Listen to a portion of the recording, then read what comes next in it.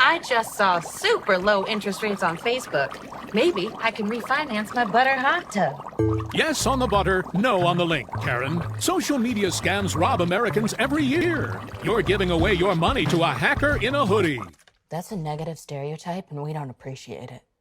I'd like to speak to their manager. You're actually the manager of protecting your identity. Learn more at banksneveraskthat.com. Okay. Gary, we need more baguettes.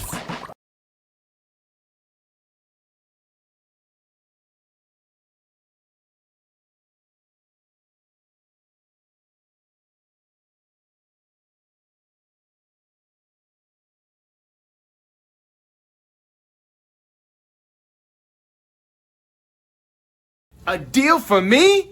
A deal for everyone! 17 East Van Buren Street, Joliet, Illinois.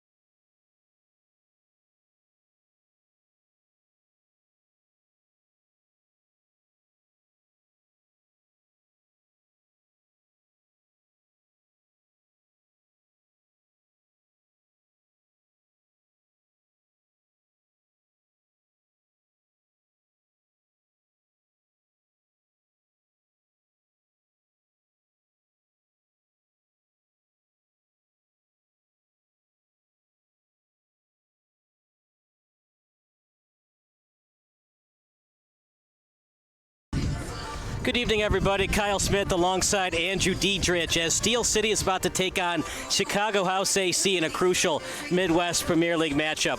It's 7:06 p.m., which means about some time for some Midwest Premier League soccer. Andrew, both teams 0-0. One team would love to go 1-0-0, but you still get 1 point for the draw. Yeah, I mean, it's still great to be out here regardless. It's a season debut for both these teams.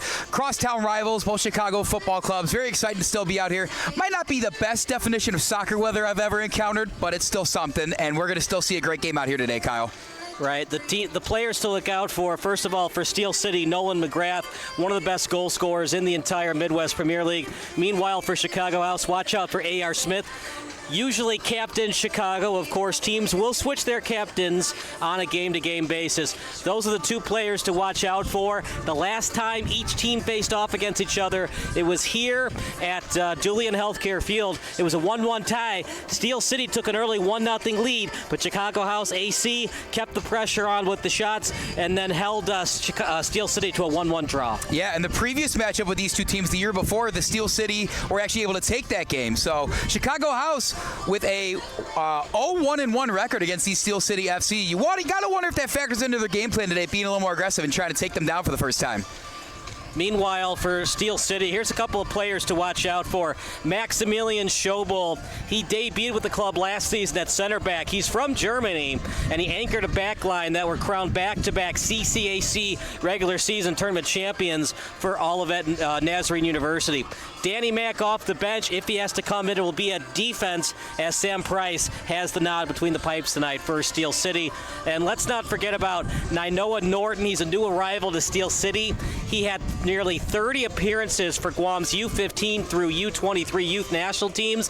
He's played all throughout the world in Singapore, Bahrain, Philippines, and Vietnam. So a couple of players for Chicago House to watch out for. It's going to be tough sledding, though, for Steel City tonight, partner, as Chicago House has usually outshot Steel City in the previous matchups against them. Yeah, I think we're definitely going to see both teams come out with aggression. I think there's a lot of nerves that go into the season debut like this with so many newcomers that you mentioned here for both squads. But I think the key here is to not get too fancy. Don't get too aggressive. You know, as much as the fans in attendance and us ourselves want to see the Wayne Rooney bicycle kicks in the box and stuff like that, you know, maybe take the foot off the gas a little bit and play your game the way you know how. We're certainly going to see that in a couple minutes when we, get this soccer match kicked off, folks. All right, we're going to take a break. Starting lineups coming up next here on SBS, a broadcasting network for everyone.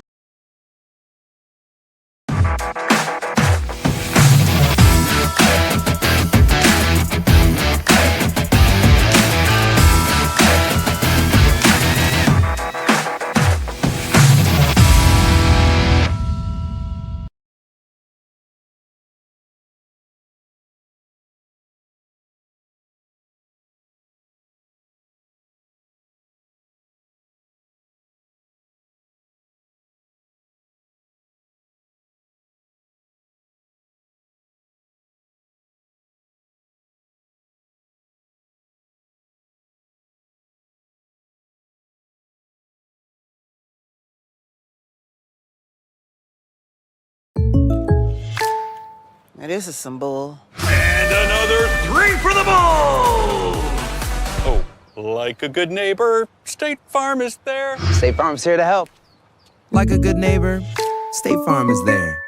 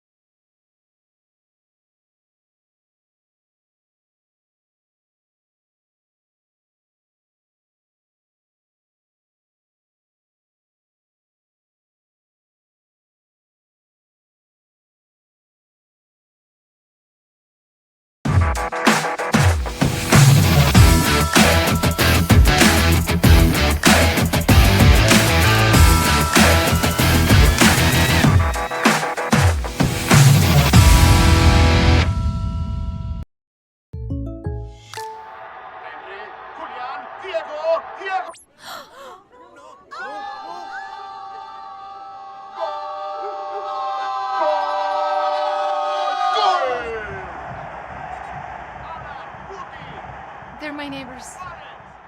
Come on in, guys.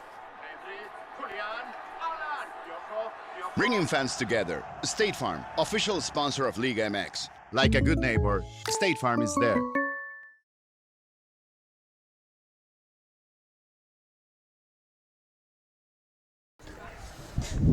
How's it going, everybody? Kyle Smith alongside Andrew Dietrich. Here are the starting lineups brought to you by John Wright State Farm. First of all, for the home team, Steel City. Between the pipes tonight from Hinsdale, Ryan Kochik. From Lockport, number 6, McConan Stampley. Number 7, Jake Lysick, the co-captain. Number 10, Rodrigo Munoz from Kankakee. From Bourbonnais, number 13, Ali Salah. Number 15 from Joliet, Brandon Camacho. Number 16 from Bolingbrook, Enos Lapinskas. From Crest Hill, number 18, Jason Iniguez. Number 26 from Highland, Rafael Garcia. From Bourbonnais, number 38, Efrain Davila. And from Moni, number 40, Carlos Morales. Andrew Dietrich will tell us the starting lineups for Chicago House. Yeah, the visiting Chicago House AC. Between the pipes, number 3, goalkeeper Ryan Grady. Number 27, Damian Iamarino. Number 15, Pau Mateo Chacon. Number 6, Jasper Waddington. Number 2, Jack Kramer. Number 22, John Alzate. Number 8, Shannon Seymour. Number 14, A.R. Smith. Number 10, Kikis Avalos. Number 9, Nico Williams. And closing it out, number 7, Buki Abdul Wahab. And that's your starting lineup for Chicago House AC. So surprising, we talked about in the pregame show, we thought it was going to be Sam Price, who had that brilliant 1-0 clean sheet against Chicago City to maintain Steel City's positioning in the Midwest Premier League, but instead they go with Ryan Kochik from Hinsdale. We'll see what that does for Steel City tonight. Yeah, you wonder what factors into a decision like that. We have seen the brilliance of Sam Price before, but you wonder if the coaching staff is just trying to see a new look out there, see what type of talent is residing on the bench in terms of their goalkeepers. I'm actually looking forward to seeing somebody else out there between the pipes for Steel City. All right, we're going to take a break. National anthem and public address announcements coming up next here on SBS, a broadcasting network for everyone.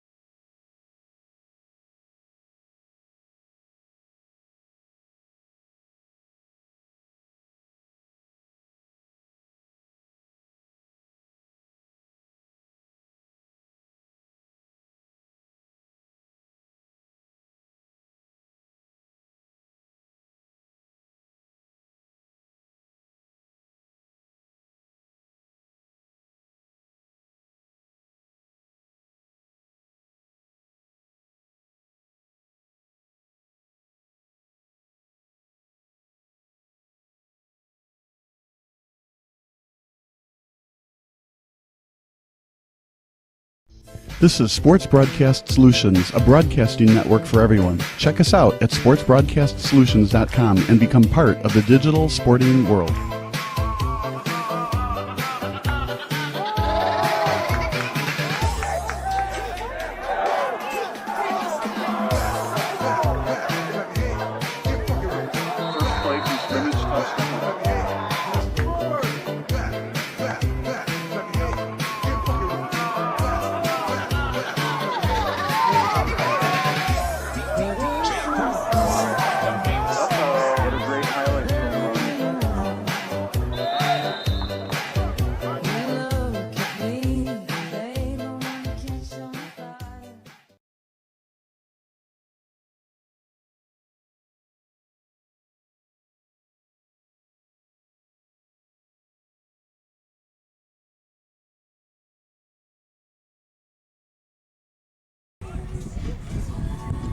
Starting lineups coming up next. Kyle Smith alongside Andrew Diedrich. And what's your prediction today? I think it's going to be a 1-0 win for Steel City.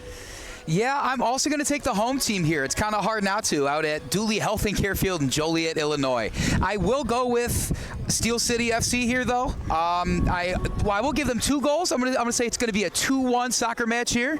But I do think we're going to see a bit more scoring than we've seen in the past matchups of these. You know, in their past 2 matches combined, only 3 goals. Maybe we'll see some more today.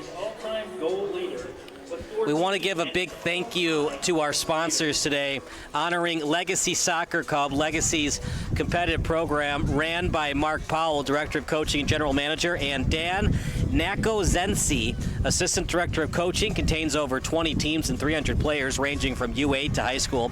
Legacy is one of only clubs in the area that has several local area high school and college coaches on staff. Legacy also has several coaches that play competitively, including for Steel City. Legacy provides local athletes with opportunities as both players and individuals. Also honoring Shorewood Soccer League. Shorewood Soccer League is recreational co-ed soccer league operating in Shorewood since 1982.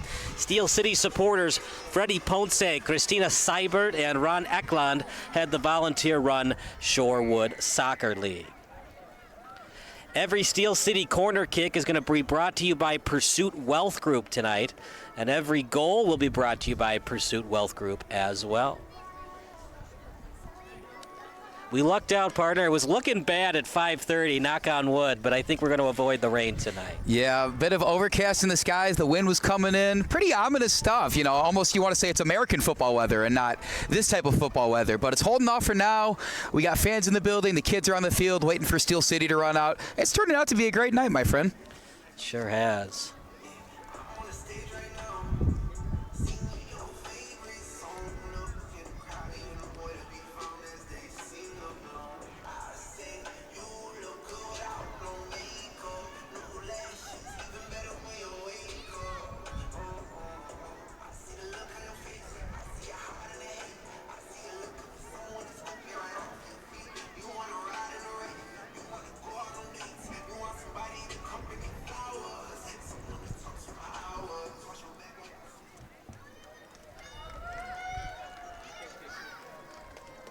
It's all right. Just do it again. Ladies and gentlemen, welcome to Steel City, presented by Ozinga. Tonight is match day number 1 for Steel City FC in the Midwest Premier League's first division. Tonight's opponent is Chicago House AC. Let's meet the starting lineup and your team roster for Steel City FC. Number 1, from Chicago, Sam Price. Number 4, from Hinsdale, Ryan Koscheck. Okay. Number 6, from Lockport, Lokanen Stampley. Number 7, from New Lenox, Jake Lysick. Number 8, from Tinley Park, Matthew Ribbons. Number 9, from New Lenox, Nolan McGrath. Number 10, from Kankakee, Rodrigo Munoz. Number 13 from Bourbonnais, Ali Silla. Number 15 from Joliet, Brandon Camacho. Number 16 from Bolingbrook, Anis Lapinskas. Number 18 from Crest Hill, Jason Eniguez. Number 26 from Highland, Rafael Garcia. Number 8 from Aurora, Sergio Reyes. Number 32 from Crown Point, Carter Beckham. Number 35 from Naperville, Michael Margiona. Number 38 from Bourbonnais, Efren Davila. Number 40 from Moni, Carlos Morales. Number 64 from Gilman, Diego Camarena. And number 67 from Chicago, Joshua Dennis. And your head coach from Richmond Park, Nigel Dillard. Who's ready for some soccer tonight? Woo! Come on, make some noise. Who's ready for some Steel City FC soccer? Let the team hear you. Who's ready to get this game started?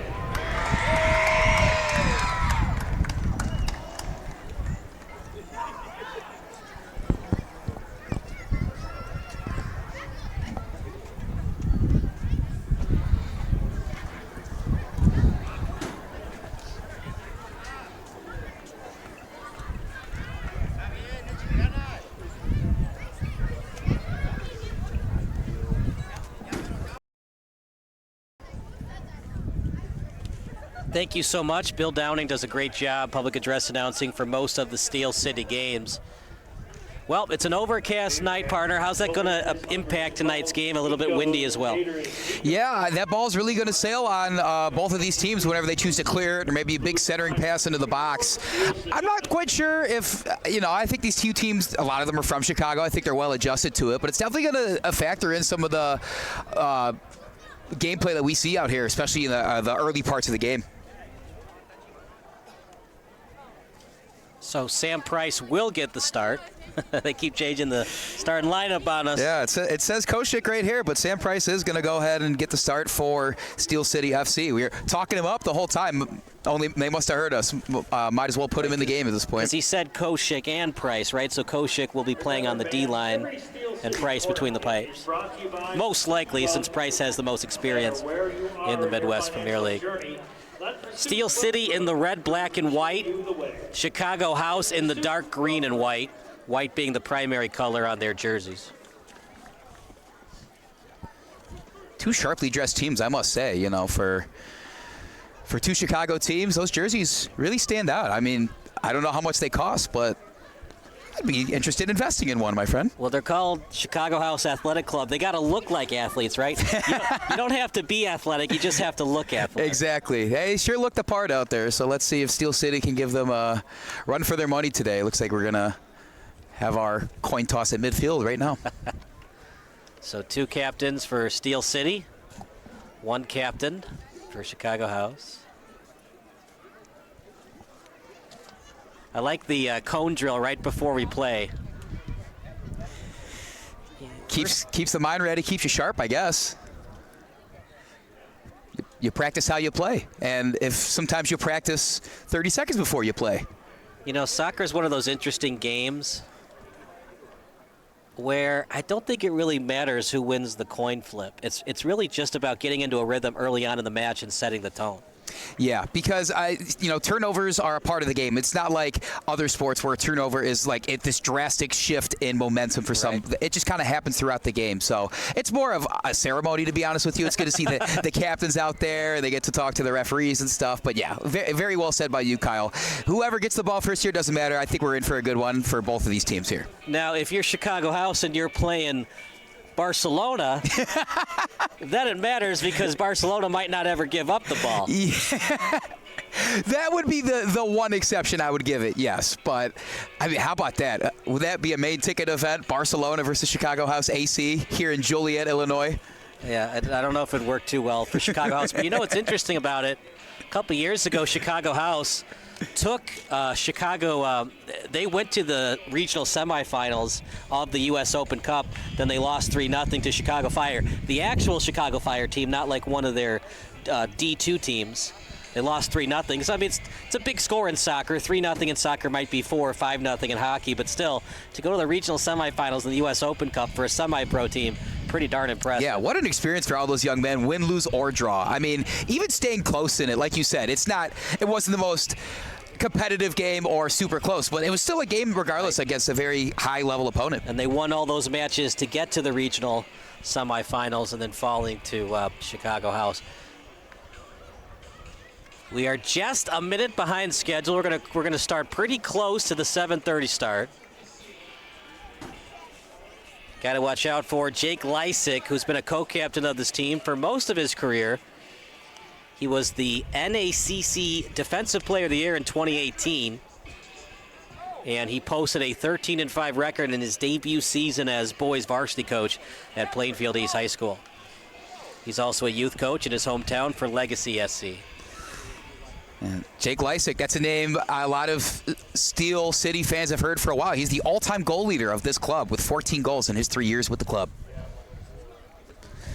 Very well-deserved co-captain. He's co-captain alongside Brandon Camacho, number 15 for Steel City. So look for those fellas to get their feet on a couple of these shots early in the game, and we'll see where it takes us.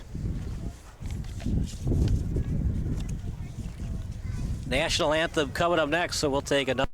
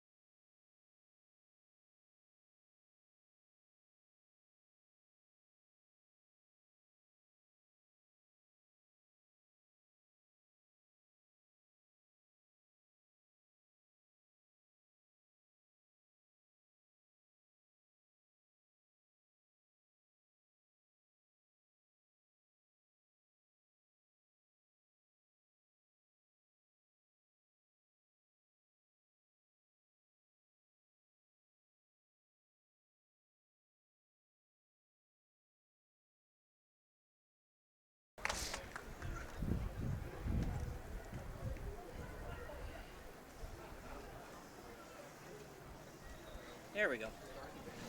This is crapped out. Good now?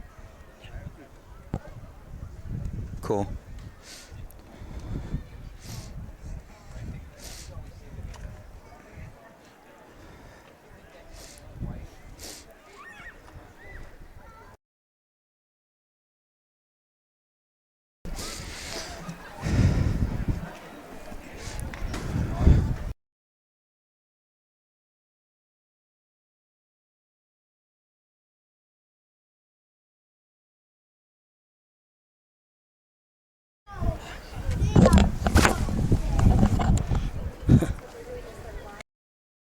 Sorry about that, everybody. Our video capture card crapped out on us, but we got to back up. Back in action just in time.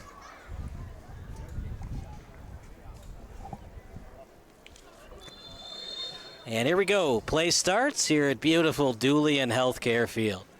It'll be Chicago House who will have the first possession of the match as they kick it up to midfield. With a left-footed boot back to the midfielders. And then back to the D-line. Left-footed kick. And Lysick with the steal. Here comes Lysick. That didn't take long. You talked about it a lot in the pregame show, Andrew, how soccer is very much a sport of turnovers, and early on, Steel City with the first turnover of the match. And who else but Jake Lysick, one of the co-captains here. You know, his ears must have been burning out there on the pitch. We were talking about how he's very dangerous for this Steel City FC team, and he, got his feet on that ball early and made it down real quick. We'll see what Steel City can do with the rest of his possession. Here's a great pass. Yeah, definitely right on stride over to Carlos Morales. Trying to set it up with the crosser. It's kicked away, and it will go past the end line. Corner kick coming up. Not the start that Chicago House wanted. They lose the ball early on, and Steel City with a chance to take advantage with a corner kick. Yeah, corner kick already pretty much in the first minute here, and pretty good clear by that House defender right there. You know, if you kick it over the fence here, does that count as a home run here as well? Making things happen on the field. They might need a paint job in left field. Down the line, that fence is hurting a little bit. It's going to be Rodrigo Munoz to take the corner, right-footed boot. This corner kick brought to you by Pursuit Wealth Group. Up in the air and header, and last touch by Steel City. And it's going to be the goalkeeper, starting between the pipes, Ryan Grady, to take it. Right idea there in that corner kick, kind of putting it up for grabs. I believe for Steel City FC, that was Efrain Davila that got his head on that. Just wasn't able to put it that close to the goal, but you're able to get opportunities like that, especially this early in the game. If you can continue doing that, put the pressure on as they've already gotten possession back right here, good things are going to happen for you the rest of this match. Midwest Orthopedics at Rush, the highest-ranked orthopedic program in Illinois, is proud to serve the Joliet community. To be your best, see the best. Past the midway line, there's Morales as he'll set it up front. And back to the midfielders, Salah. And you'd hate to see that, partner, a wasted possession right back to the goalkeeper. Yeah, a bit ambitious on that from number 13, that's Ali Salah for Steel City FC. And, I mean, they have been dominating the time possession so far. Granted, we are only 2.5 minutes into this match, but it's been good to see it. It's a welcoming sign for Steel City FC and their fans early on. Is this going to be a left-footed boot?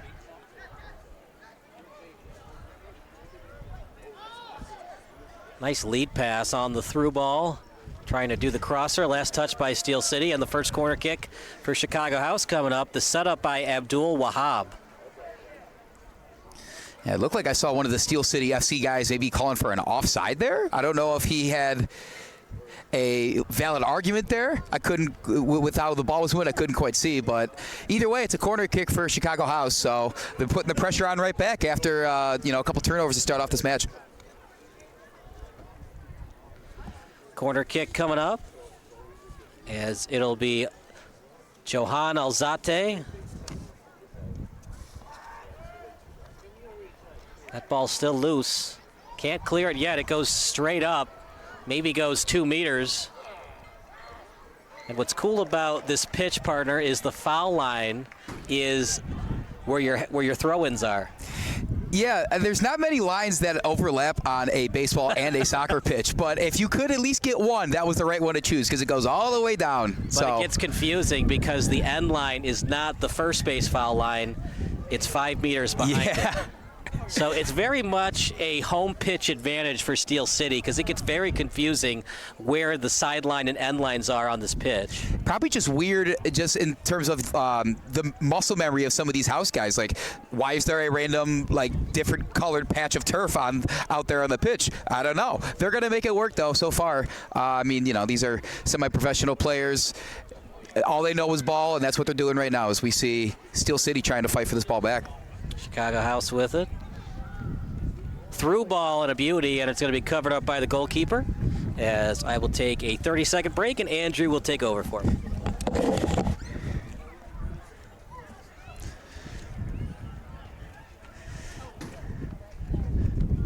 Steel City FC's goalie's going to kick it out of his own box.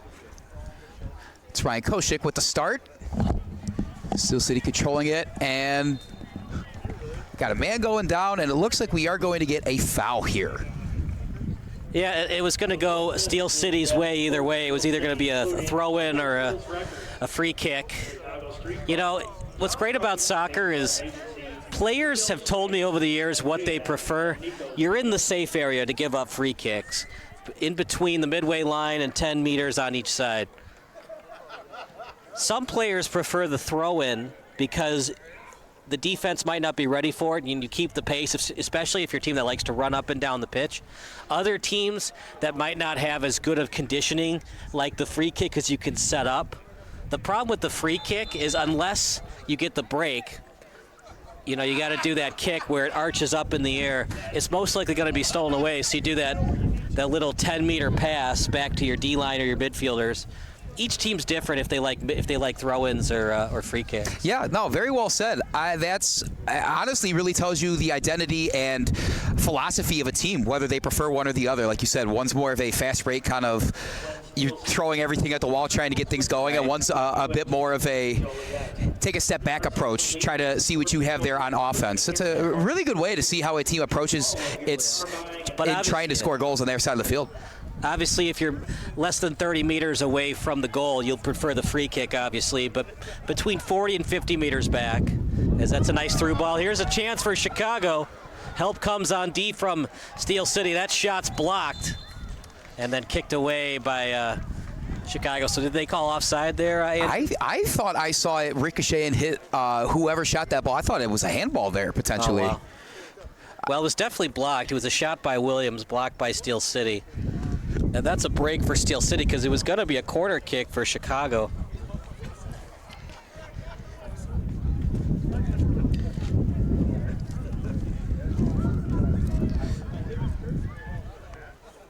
Between the pipes tonight is Sam Price for Steel City. As that high arching kick.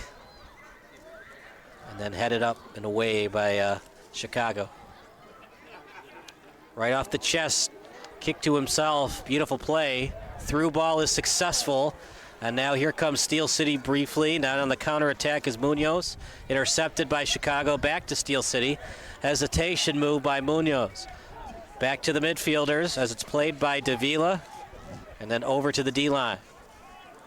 Right-footed boot. He was onside, we play on. Maybe a little over-aggressive, Andrew, but he was onside. If it had just had a little bit less in the velocity, it might have had a chance for a breakaway for Steel City. In addition, got to give credit to Ryan Grady, the keeper for House AC right there, recognizing that early and getting up before any catastrophe could have happened where somebody got an unabated shot at the goal. The highest-rated orthopedic program in Illinois is proud to serve the Joliet community. To be your best, see the best. Steel City would like to thank its presenting partner, Ozinga. Ozinga is a fourth-generation family-owned American business in the construction materials industry. They make a positive impact on individuals, their families, and the community for generations by providing concrete, aggregates, and cement that help build a better future. Left-footed boot. Watch 40 Munoz here coming up the wings. He's been a problem for House already tonight. Let's see if he continues to be so. They are forcing Chicago to clear it. Those are tough through balls with a lot of, it's a saucer pass. But they are forcing Chicago to defend those. And right now, possession arrow in favor of Steel City. They have possessed the ball more than Chicago this far. Crosser, loose ball, just a little bit high. Nice ball, Parter, but that was right on the turf. That should have been easy for Chicago to defend and get rid of. You want to see a better job of a ball coming not really all that fast through the box, and especially one that's on the ground. Defenders need to be there and get a leg on the ball and clear it out a little bit better.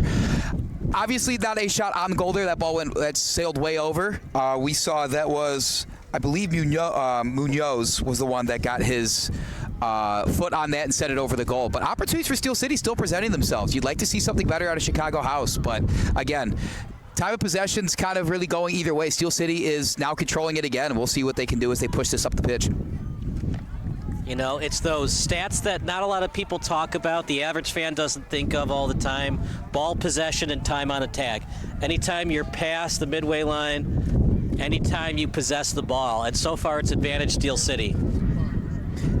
Any team that maintains that, I think, has got a good shot at winning today, especially seeing how low-scoring the past affairs between these two squads have been. Right. Especially in American football, we've seen how the game has changed. It's been very analytically driven teams go for it on 4th down more. Why? Not just for you to keep the ball, but the other team can't get the ball. Same thing for soccer. If the other team doesn't have the ball, they can't score. So just because it's 0-0 doesn't mean it's a clean tie. You might be beating them in terms of ball possession. You want to win, but you also want to not lose, and analytics, I think, has really tapped into both of that. Here we go. Lysick might be offside. They play on. Kicked over his head. He scores! Goal!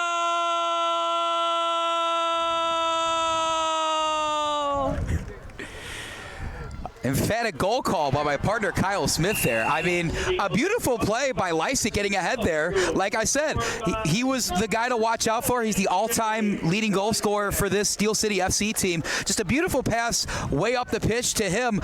Really a poor job by Chicago House covering him. I mean, you got to know where that guy's at in the pitch at all times, Kyle. Yeah, I think he might have been offside, though. Maybe that's why. Fans will take it. You saw the goalkeeper and Ryan Grady, like he's a step ahead of the last foot.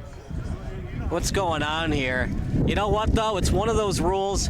Maybe one of these times, I mean, you can see it. Here's the through ball. Like, look where he is. Now, if you're not behind the last foot, then when the ball comes, then you can go after it. Right, yeah. So it is possible, because obviously our videographer's not looking at that angle, right, that Lysick was onside. Yeah, and with how long that ball stayed in the air, that was a benefit to Lysick, because maybe that referee wasn't exactly looking at him when that ball was first put out. That ball was in the air for a couple seconds. Now, you got the sideline judge that has a clean angle and clear angle of Jake Lysick. Steel City fans will take it. Chicago House not happy. Even without that potential controversial no call, Steel City is dominating in terms of ball possession. I think a good overwhelming majority of this game has been played right in front of the Chicago House's goal, which is just not what you want to see. You want to be able to attack and get your own opportunities. But that's not going to happen if Steel FC's pushing you around, giving themselves opportunities the entire game while you barely struggle to make it a pass midfield. Steel City is giving away swag. Follow us or post a picture and tag us on Twitter, Facebook, or Instagram, and we will select a winner in the 60th minute for Steel City swag.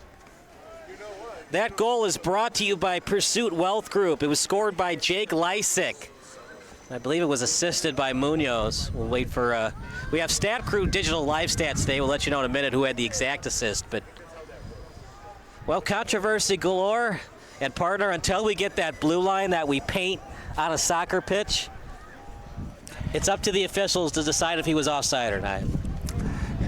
Flag did not go up, and I guess the call stands as it is. I guess even a bad call or an incorrect call is still a call either way. So now it's blown dead, but is it blown dead because players are hurt, or is it a foul against Steel City? City goal was scored by number 7, Jake Lysick. That's his 15th career Steel City FC goal. And the assist will go to number 26, Rafa Garcia. So Rafael Garcia is credited with the assist.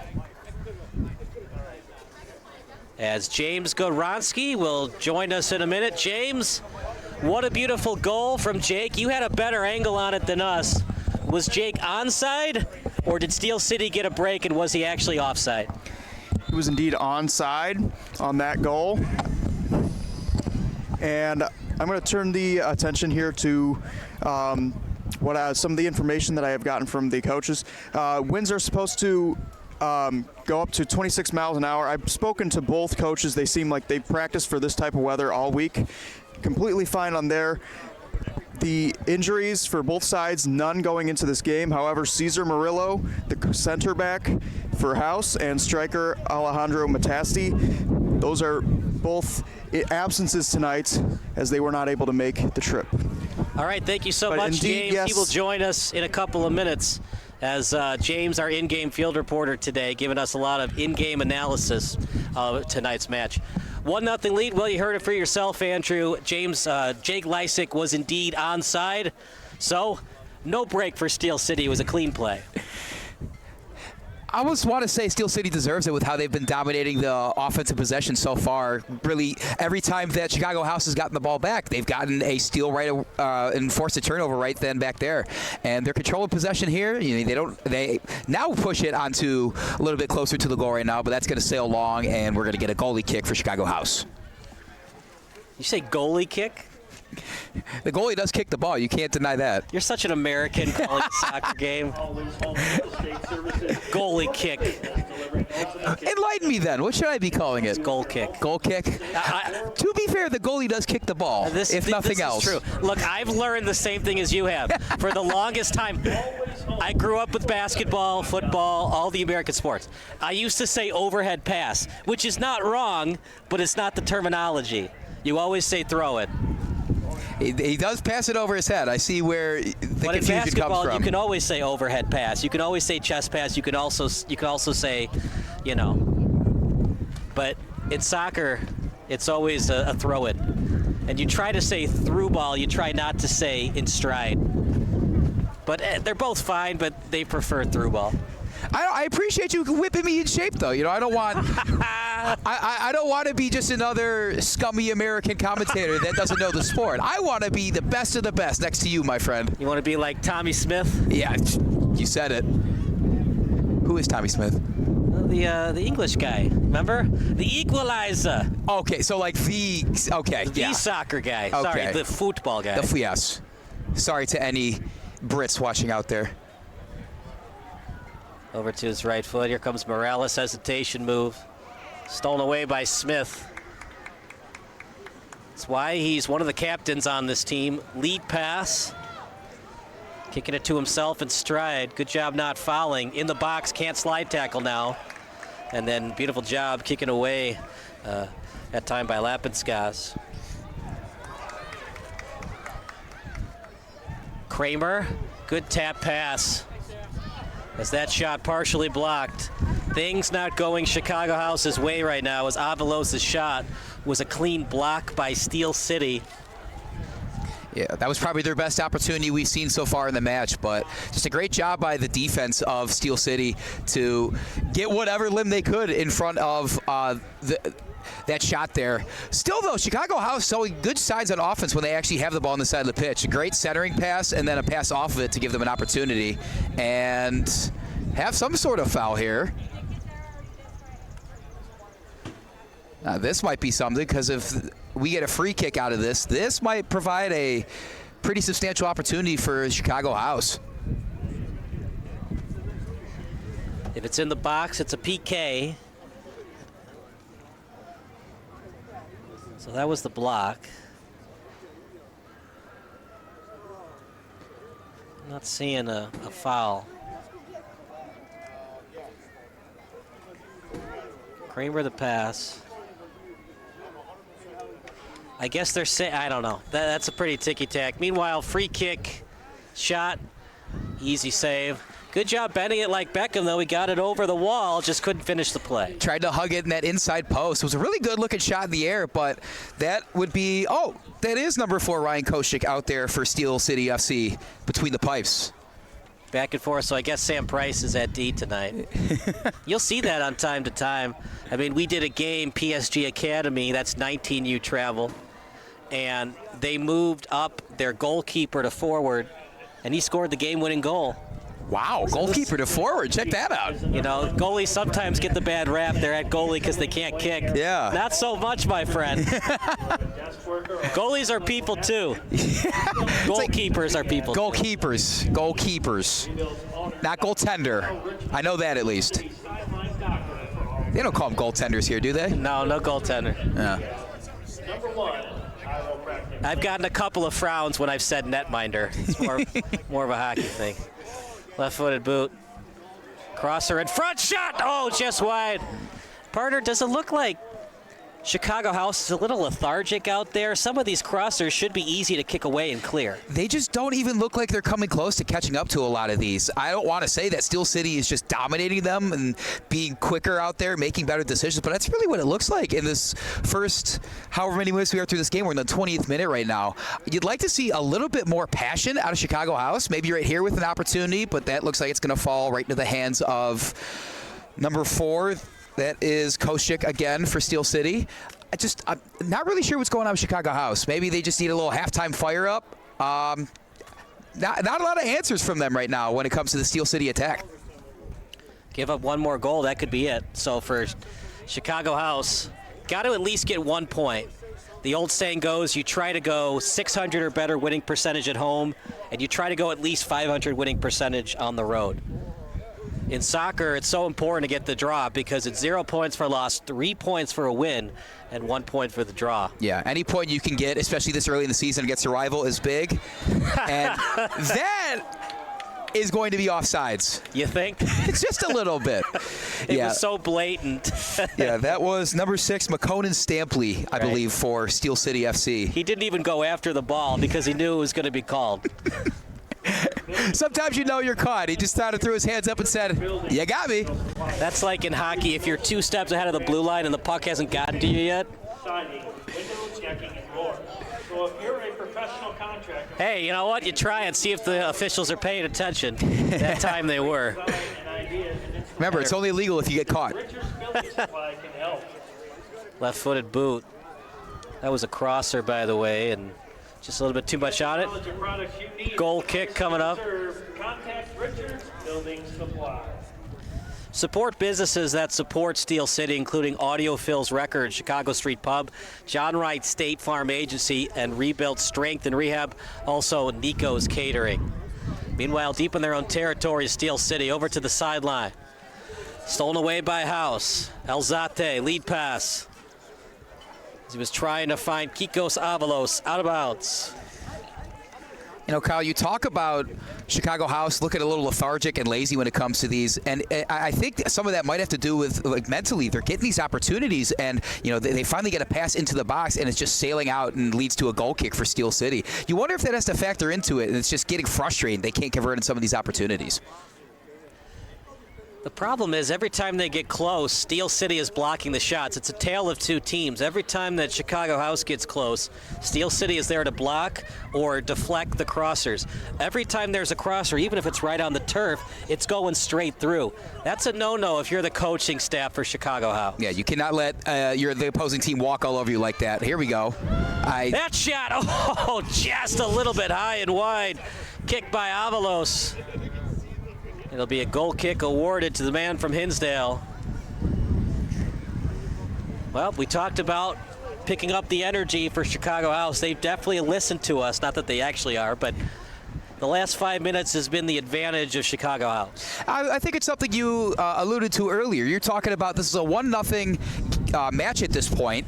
If you let it get to 2-0, that might just be it. Even if you find a way to muster another goal, which hasn't really been a potential at all during this match, they understand the urgency now that now is go time, even though it's this early in the match. As a shot on goal, great save.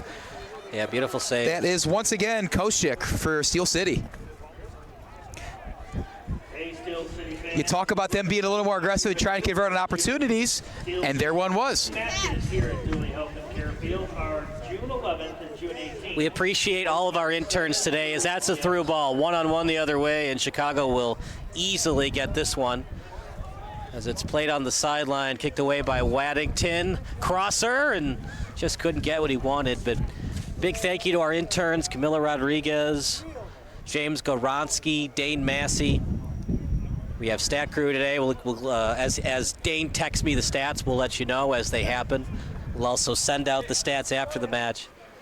But a 1-0 lead for Steel City, but they got to maintain the pressure on the gas because Chicago House got close to tying this one up.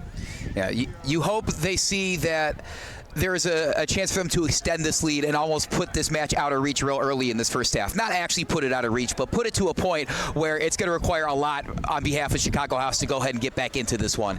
They seem very controlling. They're still controlling time of possession as best they can. And, you know, if they keep that up, I don't really see how this game's going to change from its current state right now. As we have some stats for you, brought to you by Stat Crew. Early on in the match, with 2 shots, it was 25 Hansa Nicka. I think he has the wrong number. Nicka's not on the roster today.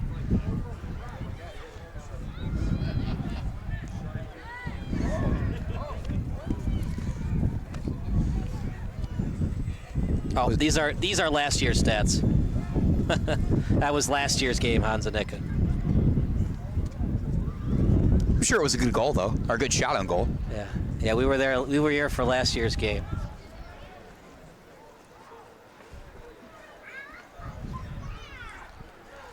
Out to the midway line. This is kicked back to the sideline straight up. Temperature has dropped a couple of degrees. Wind's picking up a little bit too. That ball, thought it would go a little further. I don't know if the wind's taking it down a little bit, put a little bit too much backspin on it, but I think the wind's starting to take effect on some of these longer passes and clears. Out to the left foot, then to the right as it's played by Morales. Right-footed boot near midfield, tap and go. Here comes Steel City. Still near the boundary. Switching feet, back to his right. And stolen away by House. Back to the sideline. As tap pass to Smith off his foot. Near the boundary. Trying to get it back. As it's kicked away by A.R. Smith. Throw in coming up for Steel City.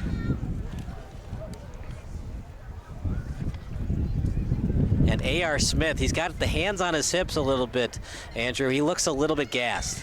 Yeah, going back to you wondering why the Chicago House is letting all these centering passes and passes go through right in the box, letting those through passes actually get through so easily. That might be a reason why we're seeing the physical manifestation of some fatigue and some tiredness from Chicago House. Booted back. Comes the pressure from House. Sent up and then kicked straight up in the air by Davila. Off the head and then kicked back to the D-line. Left-footed boot, stays on the turf. Smith steals. Stolen away by Steel City. Out to the boundary, Morales plays it. He tried to get past Kramer. Kramer said, I don't think so. And Kramer will play it back to the D-line. Cheating up, now past the midway line. As here comes Chicago House. No choice but for the goalkeeper and Koshek to get a piece of that. As he gets both hands on it. And a pass over to the right sideline. I wasn't able to see which defender that was for Steel City, but a great job staying with that backside person on offense in the box there, being able to force a turnover. Chance now for Steel City out in front. And that time, Chicago House put 3 people in the 18-yard box. You'd hate for them to do that the rest of the match because you're bringing people back that you'd love to have them at midfield. If they truly feel the need, if that's what's going to help them not let up a goal, I understand the thinking, but is that a sustainable strategy the rest of the game? Like you said, probably not if they want to get back into this, especially if the Steel put another ball in net. If it was a 0-0 draw, I wouldn't mind it, but you're down 1-0 and you've had limited opportunities. Besides that shot that went a little bit high by Avalos, they've been very limited today. Yeah, you wonder at what point they might put some fresh legs in this game to try and jumpstart that offense a little bit. Well, here we go. Here's an opportunity. Lead pass over to Smith. As he'll change directions briefly, setting it up in front. Trying to redirect it in. It was off the heel, but just no good. That's just a hard pass to retrieve like that, partner. It was a redirection all the way, but that's more of a lucky than good type of play. You got to get top shelf, and to get that right type of spin off your leg into the back of that, it's hard to do. Yeah, great positioning on that pass by number 14, A.R. Smith of Chicago House. Like you said, though, with the velocity going in on that, the defense was kind of collapsing. You had to try and do something with it. That was the best they could. Still welcoming to actually see that, though. We saw A.R. Smith look a little tired and fatigued before. He was able to go and put that and potentially give them a shot on goal there. Want to see more of that out of him and the rest of Chicago House. Just so much easier to do that in hockey because you have the stick to deflect it in. Not so much in soccer. Got to use your feet. A lot harder to do. You got to get off the ground sometimes, even contort your body in all sorts of ways. That's why a lot of the times, I remember when the Americans were playing in the World Cup, and it was a 2-on-1, and it was a lead pass from Landon Donovan's foot, but it was a saucer pass, and it was a one-timer on his foot into the back of the net. It was amazing to see, and I'm like, is that hard to do? I tried to do it with my friend. Absolutely impossible. That ball was 4 feet off the ground, 2-on-1, odd man rush. And the kick from Donovan right on target. What a finish. Those World Cup teams with Landon Donovan, that game-winning goal against Algeria to put them into the knockout round, sensational stuff. Hopefully a lot of our viewers know what we're talking about.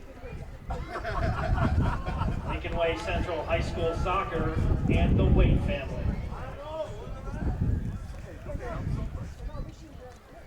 Steel City's Iron Circle club members include the Slager family, Gabriella Garibay, the Schumacher family. Peter Anderson, Timothy Wine, the Schumacher family. The Lichtenwalter family. Ryan Cliver, the Powell family. That's right. The Nako and Esney family. And the McVicker family.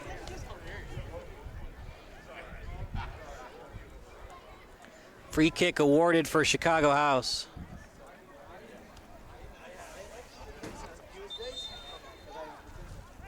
You'd love to get something up in the air and get a header towards the net if you're Chicago.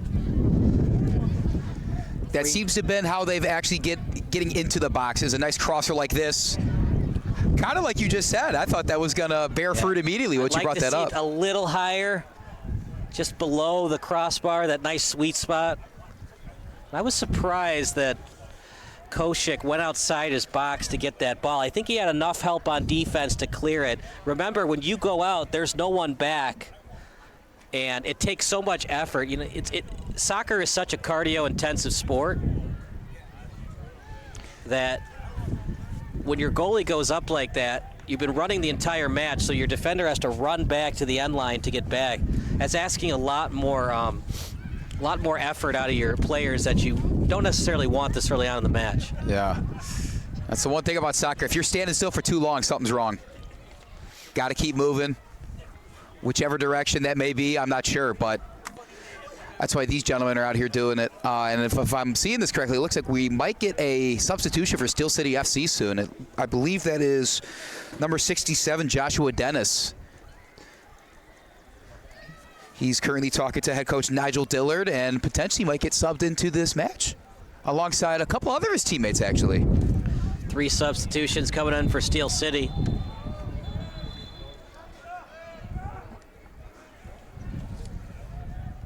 That's a yellow.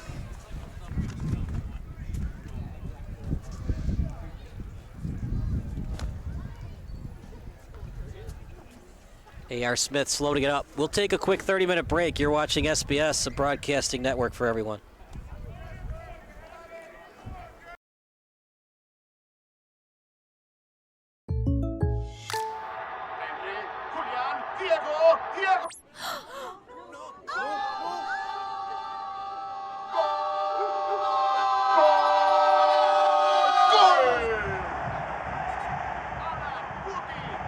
They're my neighbors.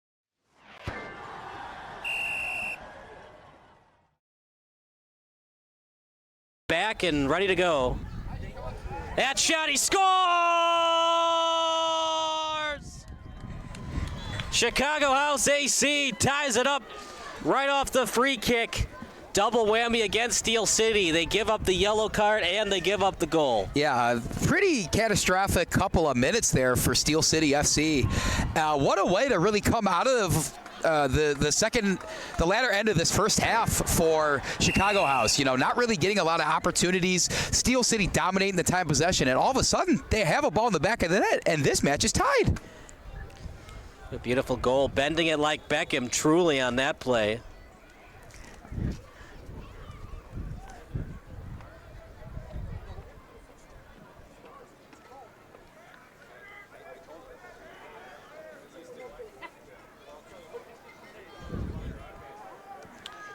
As it'll be advantage and possessed by Steel City.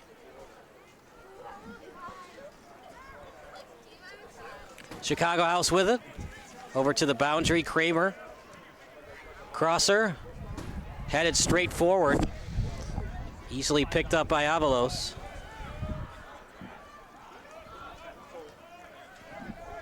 Good pass, setting it up. A.R. Smith, that's got to be a foul. That might be a yellow card. Everybody saw that one. Andrew, if it's not a red, definitely going to be a yellow. Yeah, that was definitely something. There was a lot of pleading and protesting from Steel City. It looked like 67 Joshua Dennis, who just got substituted in. But I don't know if we're going to get a card here. It looks like we might just have a free kick for I disagree Chicago with that. House here. I was a little hesitant on the yellow on the far boundary. That time, that was a clean push. I thought that was more of a yellow than the other one. I agree with you, yes. Either way, a free kick. Free kicks have been kind to Chicago House, as they were a couple minutes ago. Let's see what they can do here.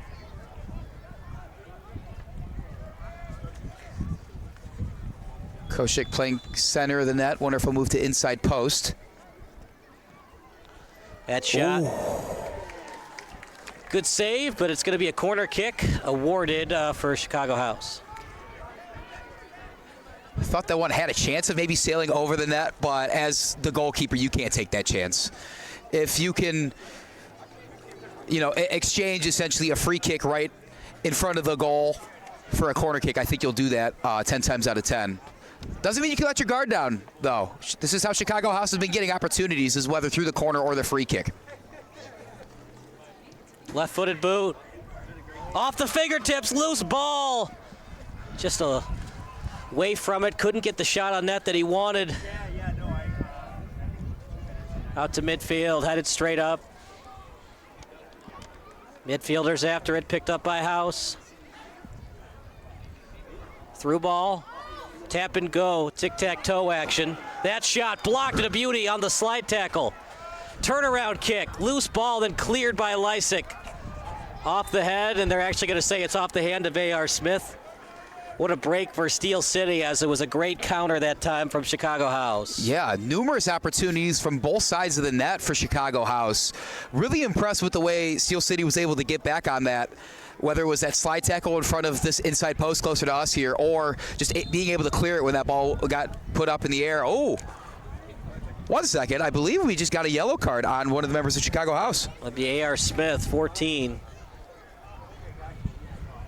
You could make the argument it was a handball. I thought it hurt neck. No matter what, if it hits the hand, it's still a handball, even if it hits the neck first and then the hand. But he's really, truly pleading his case here. Doesn't believe that was a handball. I don't know how much it would have impacted if they did call the handball, though. They still would have had an opportunity, but it was nowhere near as good as they had before. Right. Well, it's a disadvantage for Chicago House because the ball was not going to go out of bounds. It was played at the sideline before going out. A.R. Smith isn't happy because they wanted to maintain the pressure, but a handball is a handball. Something weird happened. It didn't just go off the neck. That's a nice play by Avalos. Shot just a little bit wide. And we talked about how lethargic Chicago House looked the last 10 minutes. They are putting the pressure on Steel City these last 20 minutes. I'm not sure what switch flipped in the minds of a lot of these Chicago House players out here on the pitch, but I mean, it's almost like night and day from what we saw in the first 10, 15 minutes of this match. As we close out this first half, you wonder if they're going to keep this pressure up. I mean, I think they'd be silly not to with how much pressure they are putting on the goalie, the defenders of Steel City. Steel City really hasn't gotten the ball in front of Chicago House's net in quite a long time. And we're going to get a clarification. See, they're not updating the electronic scoreboard, but we're getting, one of our live chatters says it was not scored. So it might still be 1-0 Steel City. You had one job, public address announcer. No, he's doing a great job. But they did activate it. It would be nice to know if it was a goal or not. Yeah. He did announce the goal, though, and the assist. For Chicago House? For Chicago House, I'm not sure. Right. The Steel City one, yes. Yes, well, everybody knows that's a goal. Okay. Yeah, we can get a clarification on that. This first half's a couple minutes out from drawing to a close.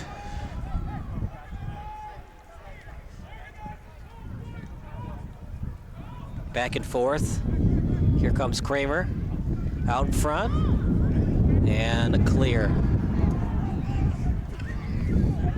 Steel City's going to have to make adjustments, Andrew. What adjustments are they going to have to make? So defensively, we saw them do fine the first 10 or 15 minutes of this match. I like how they're still trying to stay aggressive. They're keeping number 6, McConan Stampley, one of the newcomers to this club, way closer to midfield. He ran up right there to try and defend, but he's got the ball in his possession now.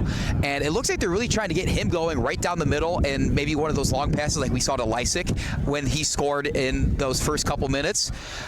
Defensively, I mean, they've kind of flipped the switch. Chicago House, that is, has flipped the switch on Steel City. Steel City's the one not really getting to these balls, crossing into the box and coming through on these through passes. So I don't know if it's just going to take a couple more subs, whatever it might be. But Steel City's got to pick up the effort and do a little bit more of what we saw in those first 10 to 15 minutes.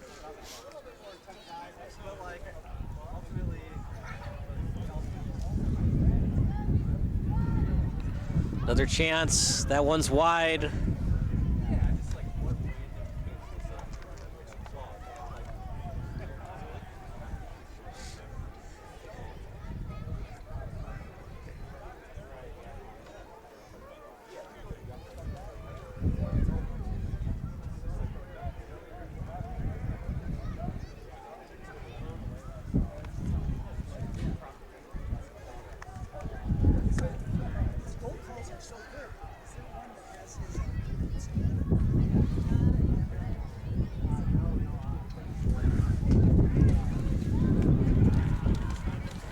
Leap pass over to the boundary, and then slide tackle by House. Cleared away. Steel City will play in their own territory.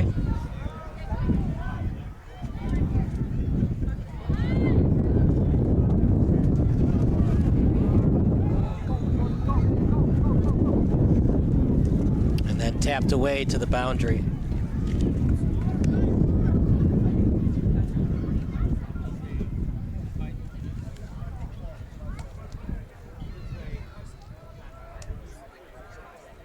That one clearly blocked by Chicago House in the 18-yard box.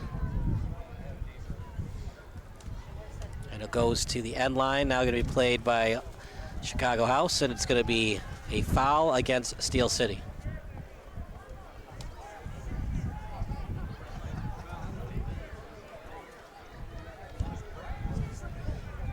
We're in the 42nd minute. Approaching the 43rd minute, 1-0 lead for Steel City.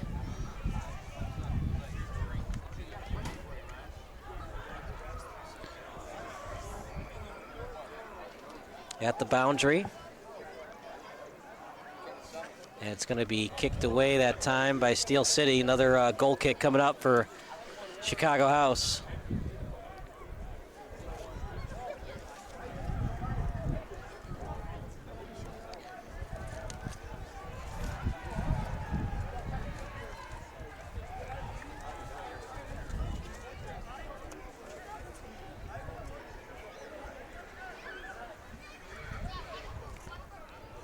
Throw-in at the pitcher's mound.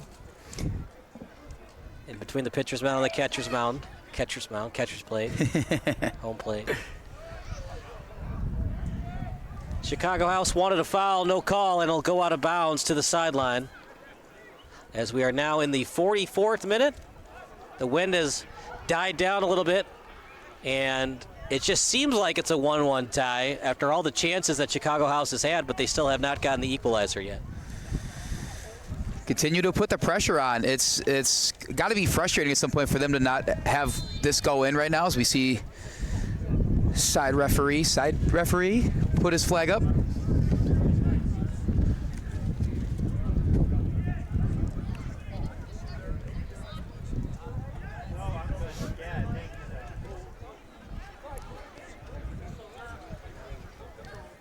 Have a free for Steel City. Back over to midfield. Steel City has just not won that many battles the last 5 or so minutes. As they'll kick it back to the D line.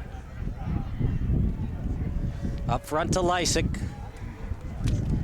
Lysick, he's got space in front of him. Lysick with a nice move. Lysick in the box. Chance for Steel City, and having to cover it up is Grady.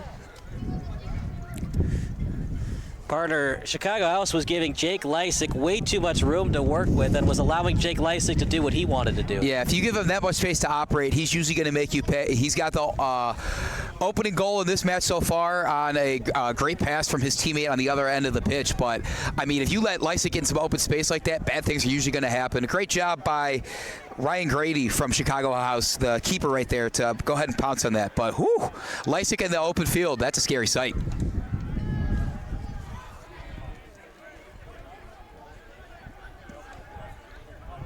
Left-footed boot. It was right on target as it was received by Iniguez.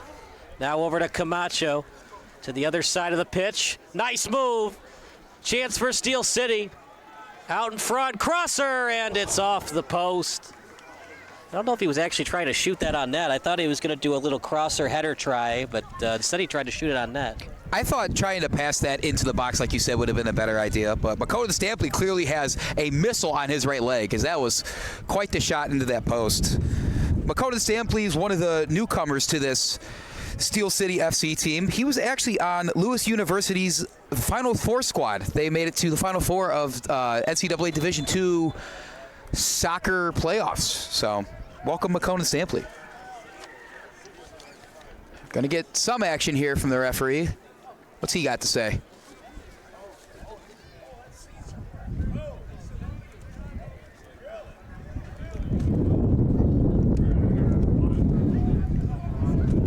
Free kick coming up for Chicago House. Free kicks where they had a great opportunity to score before. Interesting setup they have here. It's going to be the left-footed boot of Chacon. Crosser, try! That time, it's definitely a goal. We'll get a clarification from our live stats people, but the goal's awarded for A.R. Smith.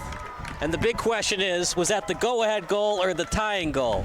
Yeah, I believe that will be the tying goal to make this 1-1. If everything else is correct, we'll still get a clarification on that, of course. But, I mean, free kicks have been the absolute kryptonite of Steel City right now.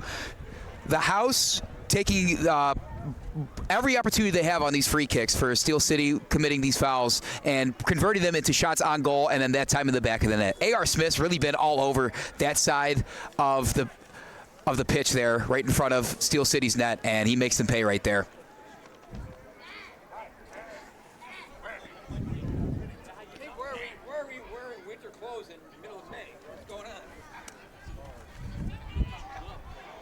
Chance now for Steel City. As we have a clarification from our stat crew guy, it is indeed a tie score, not 2-1. Thank you to our faithful viewers for letting us know about that and getting us the opportunity to clarify that. Right. Thanks for sticking with us. Because they didn't update here, so we have to guess because there's no updates on the electronic scoreboard. Yeah. And it went off the side of the net. I thought it was in the net, and then they put the ball at midfield like there was a goal. Yeah, it definitely doesn't help when the scoreboard still reads 0-0. And just so you know, folks, there's 0 balls, 0 strikes, and 0 outs, too. I know how important that is during a match of soccer. A match of soccer. Substitution coming in for Chicago House. It'll be Johan Alzate as he's back into the match. And that will do it for the first half. Exciting soccer, but a lot of adjustments that Steel City have to make as Chicago House was taking it to Steel City those last 20 minutes. Yeah, pretty much dominance of the latter part of that first half right there. So a lot of things to talk about in the locker room for Nigel Dillard and Steel City FC, but it's a 1-1 match, anybody's game at this point. We'll take a break. Halftime stats coming up next here on SBS, the broadcasting network for everyone.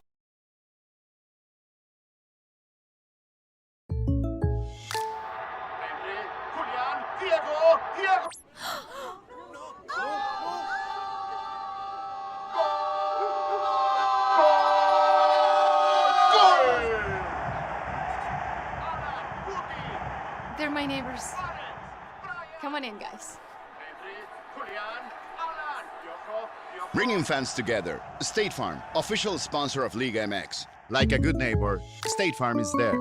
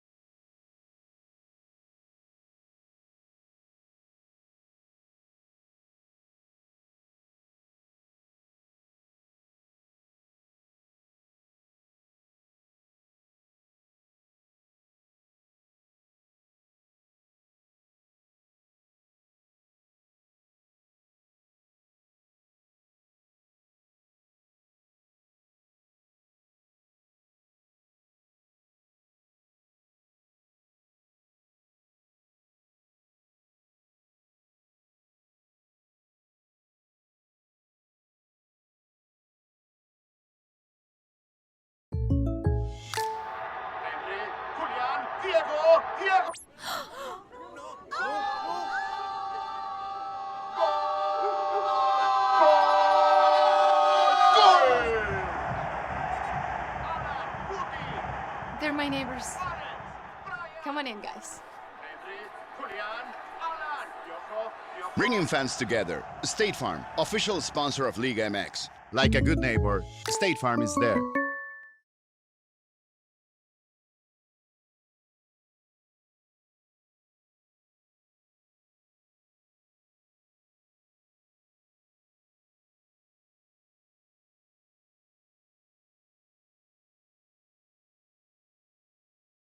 A deal for me? A deal for everyone! 17 East Van Buren Street, Joliet, Illinois.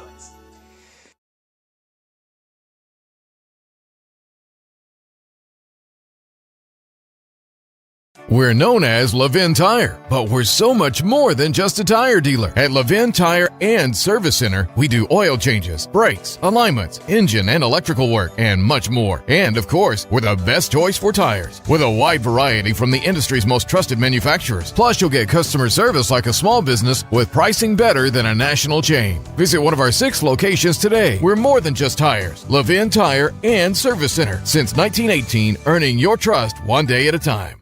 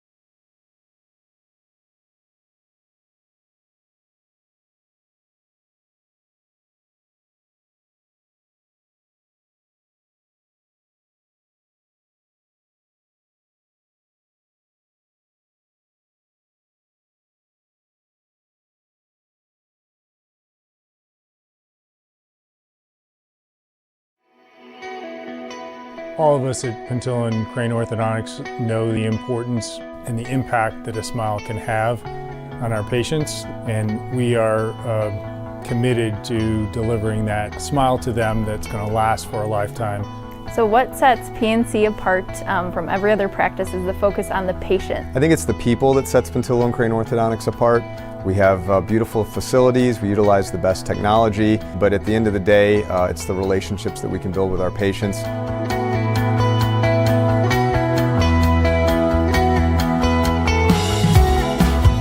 My experience has been great. My son had come here first, and we had such a good experience that I brought my daughter back. One unique thing about orthodontic treatment is it's over a long period of time. The ability of our staff to be able to provide that positive experience, I think, really sets us apart. The reviews we get often talk about our staff members. And then just to be there along your whole orthodontic journey, making every step along the way as comfortable as possible. We're committed to delivering life-changing smiles to our patients and are excited to see the benefits that those smiles can provide them.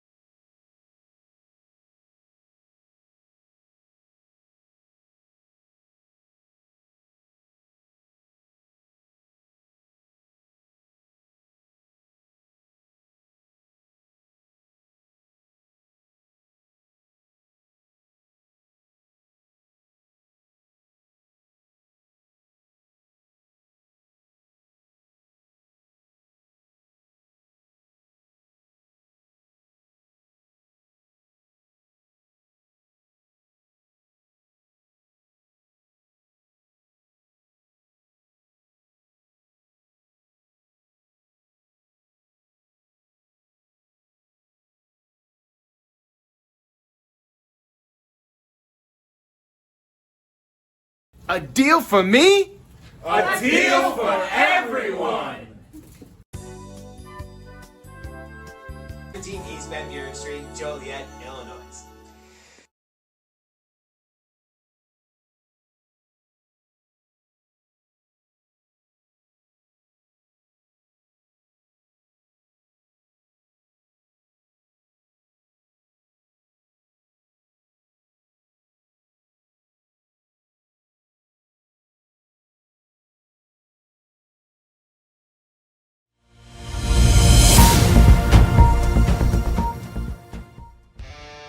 Do you expect experienced, professional, and personalized attention from your building supply partnerships? You should. Are you getting the specific attention you need to help your business grow? You can.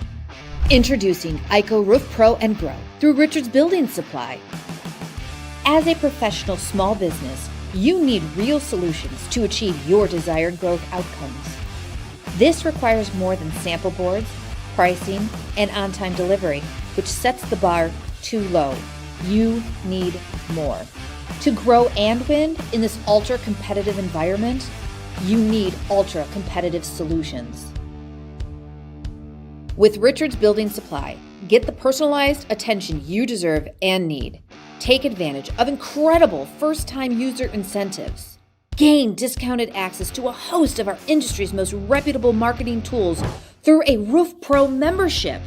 And that's just the beginning. Don't believe us? Let us show you. ICO Roof Pro and Grow through Richards Building Supply.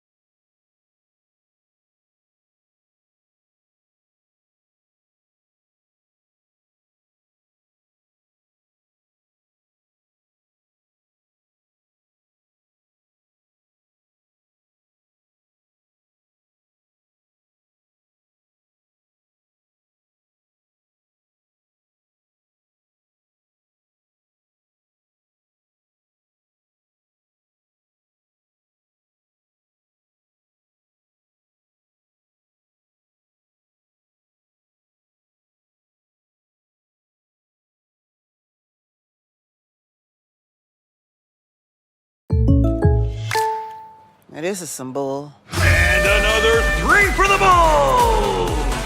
Oh, like a good neighbor, State Farm is there. State Farm's here to help. Like a good neighbor, State Farm is there.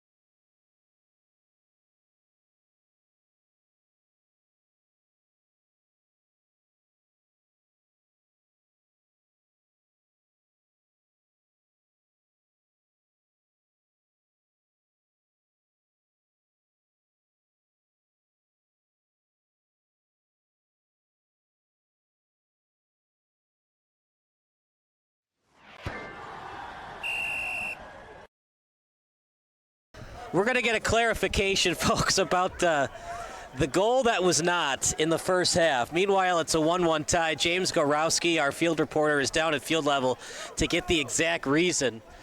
As here's Chicago House on the attack. Crosser still loose, and that shot blocked. But, man, that was the strangest thing, because if you're just joining the broadcast, this is what happened. It was a free kick awarded for Chicago. Steel City at the time was leading 1-0, okay? The ball went off the side of the net, which we thought, but then the ball went to midfield like a goal was scored. And then some of the Chicago House fans were cheering like a goal had been scored. But then Chicago was possessing the ball at midfield, which would not make sense that a goal was scored because Steel City would possess the ball. Confusing times to say the least. Either way, the scoreboard now says 1-1. Steel City fans, Steel City is giving. I believe we have our field reporter. His ears must have been burning. Here he is. James is coming back to let us know what happened in that first half. James says he can't remember why that was done. Okay, never mind. Well, the referee said to you he can't remember? The referee I went to, he said it was a goal, but I tried to explain to him, he said he can't remember off the top of his head.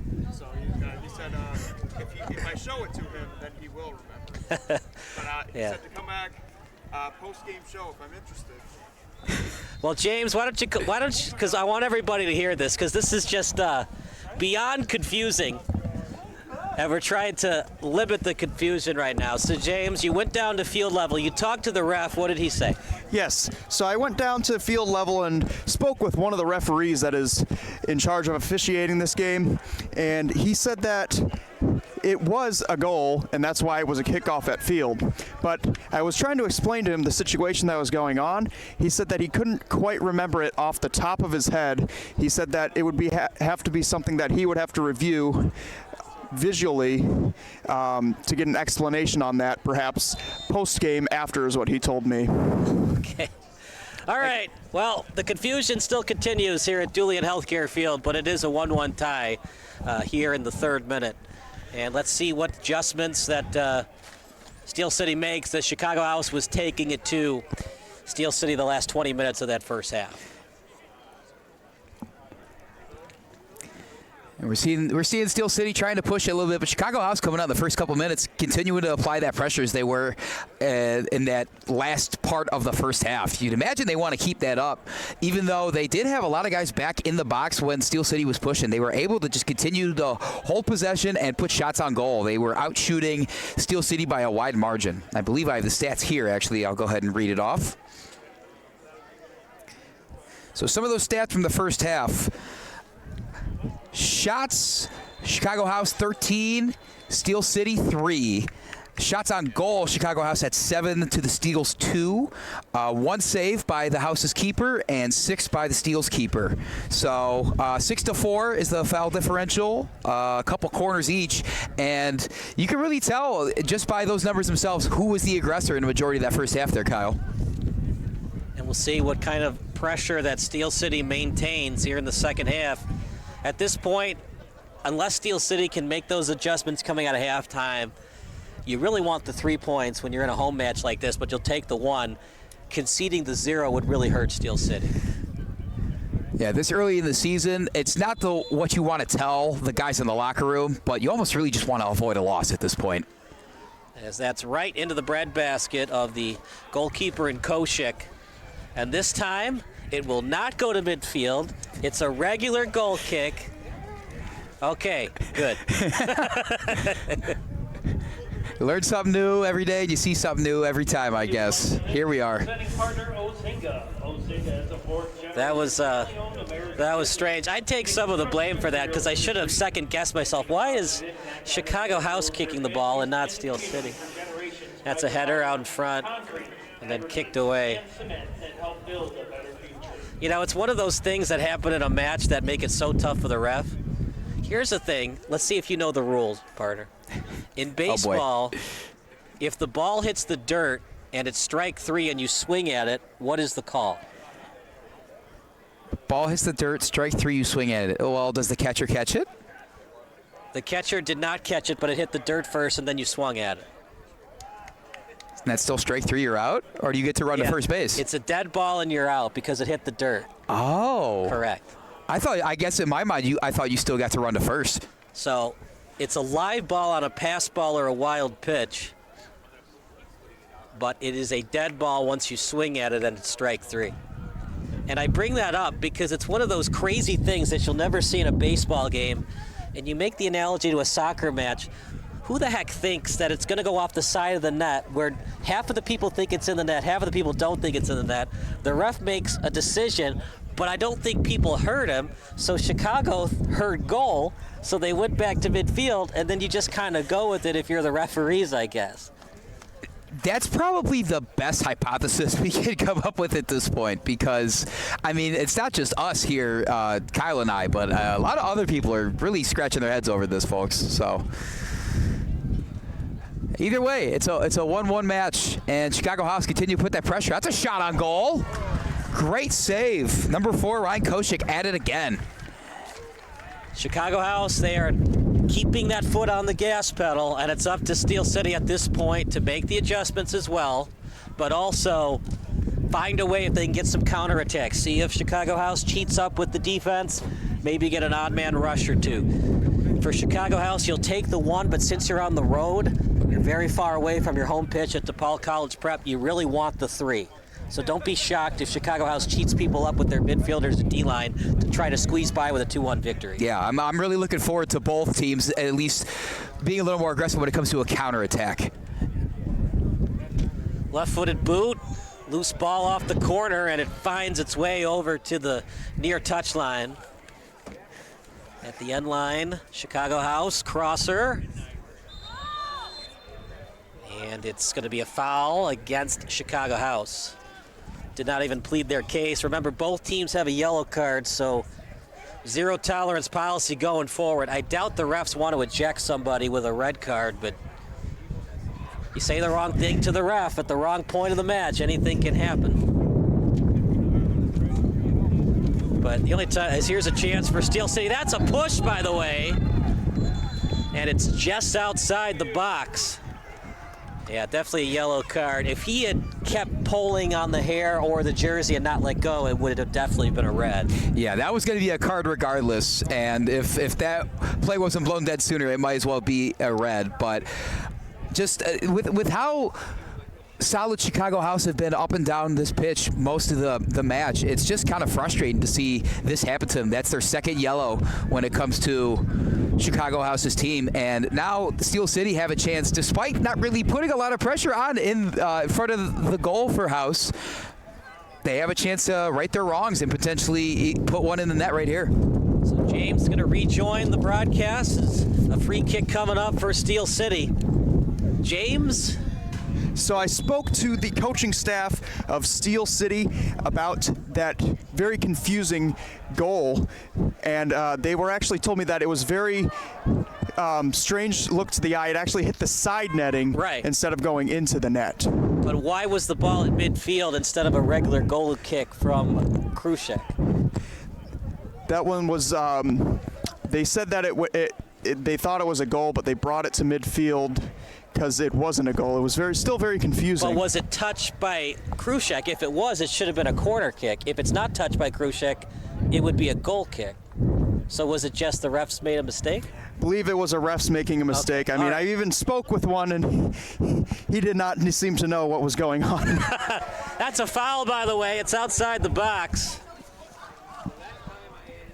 It's going to be a pseudo corner kick. So there we go. We finally have our clarification. The refs made the boo-boo, and it should have been a goal kick awarded for Krushek. I think it's been a very well officiated match other than that, but that's still weird though, because it's a very much a disadvantage for Steel City because they should possess the ball on the goal kick.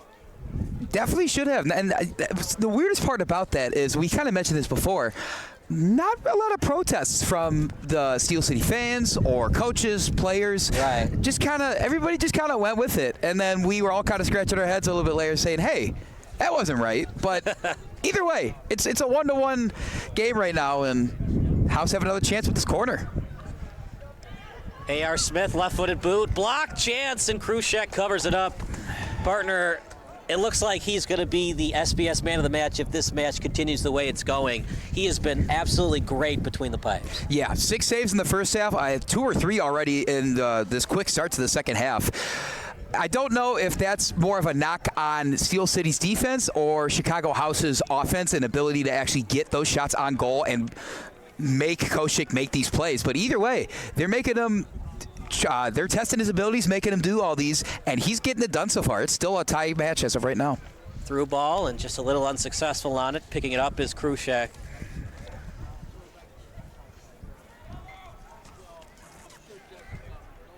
Header. Way to stay ahead of the game with that play. But Thank you. I'm here till Tuesday. Try the veal. Think of all those heading puns from the movie The Spy Who the original one, Man of Mystery, Austin Powers. That's a bad way to get a heading knife. You know, I've never seen those Austin Powers movies. They're not that good. Not that good? I can't tell if they're a classic or not. The way people talk about them. If you love James Bond, you'll like them. If you're not a big James Bond fan, you'll probably not laugh. Okay. They're very much James Bond references. I feel like I got to give it a shot now that you bring it up. It's a millennial thing. So you're a Gen Zer, so are Gen Zers into Titanic and all the 1990 movies? Titanic, I think you have to be into Titanic because it's just so iconic. It's also 5 hours long, though, so I think that's the only thing I knew about it. Commercials, it's 5 hours long. Exactly. That's the only thing I knew about it growing up was, this is the longest movie of all time. I don't know if I really want to sit through this. So, to be honest with you, Kyle, I have never watched the entirety of that movie. Okay. I don't know if that's a sin or not, but I've never just sat through it. Fair enough. I know there's a lot of Celine Dion in there. My heart will go on.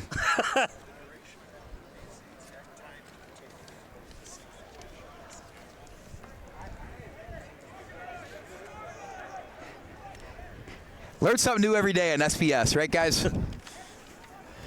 I always wonder that, though. All the movies that were made in the 90s and 2000s that I grew up, you guys weren't even born yet.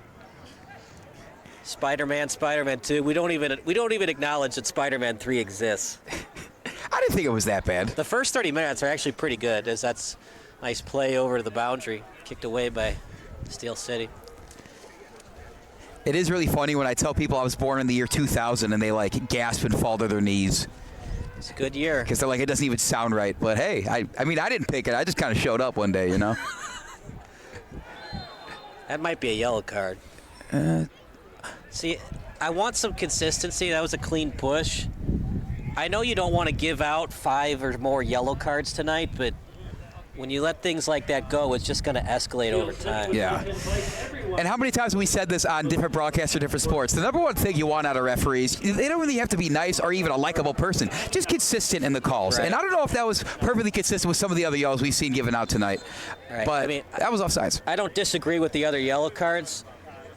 You just have to keep calling them. That's why you always think in a baseball game, why aren't they calling balks? Well, if you call it one time, you have to keep calling them. Do you want to watch a baseball game of 10 balks? If you're an umpire, you could call those, but they would change the complexion of the game, even if they are the right calls. Same thing with a yellow card. We could call 8 yellow cards tonight, but they could change the complexion of the game. Then again, if you don't call a yellow card, things could get even chippier down the road.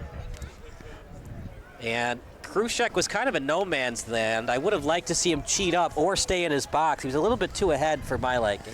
It was a little scary that was number 14 for House, A.R. Smith, approaching a little bit, but still got the job done there. I mean, nothing's really gotten past him so far tonight, aside from that one in the first half coming off the free kick.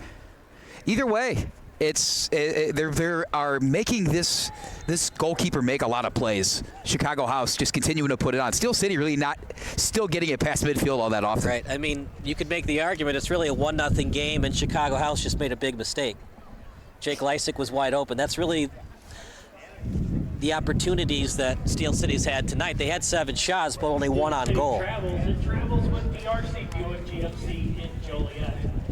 Yeah, and bringing up those first 10 or 15 minutes where we saw Chicago House look a little bit lackluster, not really intercepting those passes, coming lazily across the middle, and all of a sudden, it's that switch flipped, the script has been flipped, and it looked like that Chicago House team over those first couple minutes, nowhere to be found. They are just outgassing and making things happen on every side of the pitch, whereas Steel City's just kind of sitting back and watching, it looks like.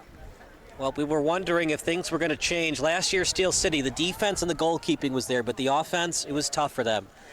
Kind of the same thing we saw from last season, being outshot again from Chicago House. It looked like maybe a different Steel City team those first 10 minutes, but after that, it's been all Chicago House.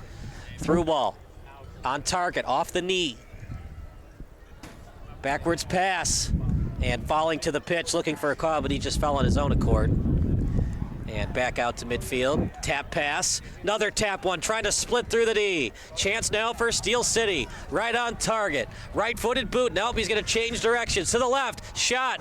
Very wide. And just a good try that time by McConan Stampley and Jason Iniguez, but to no avail. If you're going to get that far down the pitch, partner, you got to get it on net.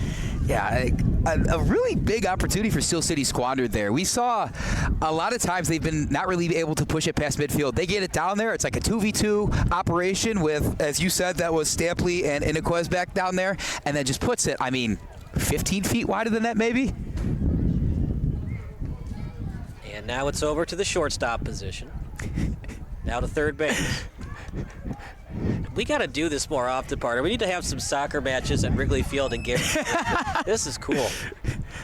Oh, he puts it in the ivy. Just practicing for the future, you know. But you'd have to have a uniform way of doing it because as here's a chance for Chicago House in the box. Still a chance and stolen away by Steel City. They'll clear it straight up the pitch. But you have to have a way of making sure that the baselines differentiate where the sideline and end line is, because it's getting way too confusing. Not that you don't like having home pitch advantages. I always wonder, like when you think of Boise State's football stadium, how tough it is for those away players to play on a blue stadium. The blue turf. And then of course Eastern Washington has the green turf. No, it's the red turf. They have the red one. Red. Yeah. The red. Somebody has like a dark green one, not like the normal green, I think. Maybe I'm imagining that. I was seeing your vision though, either way. Right, yeah. I know that for University of Oregon's gym, they have like the trees, like the leaves. It's kind of cool.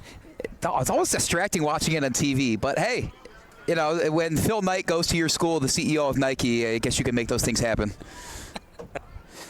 He might have a couple of dollars in the bank account to make that work. Maybe, just maybe. You get it. Out at the boundary. Lead pass.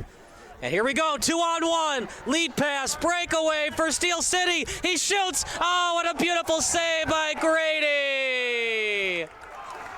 We talked about it, Andrew. Would Steel City cheat people up to try to squeeze by with a 2-1 victory?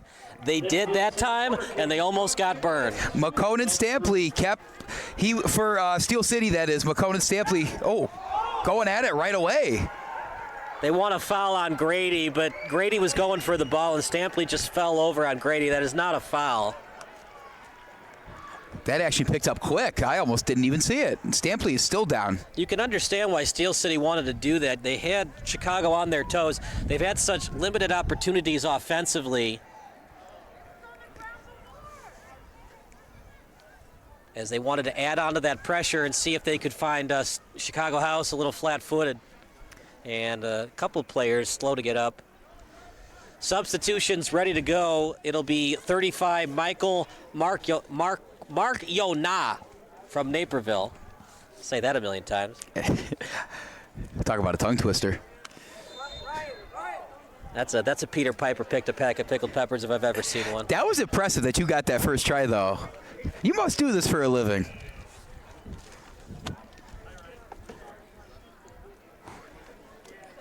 What's with this weather, partner? It was 80 degrees the other day, and now I need to wear a hat and gloves? Yeah, I jokingly almost wore shorts to this match, and now I'm glad I didn't. I got my skinny jeans on or whatever. That would have been a rookie Chicago mistake. Yeah. Can you tell I'm a Chicago transplant? Is it that obvious? Yeah, that would have been a poor choice, especially with the wind has died down a little bit, but it's definitely not a calm night out here still. You can see the flag in center field, I guess, is still blowing a good amount, and it looks like we are going to resume play now, although, is that a yellow card I just saw? On the goalie? Yeah, that I disagree with.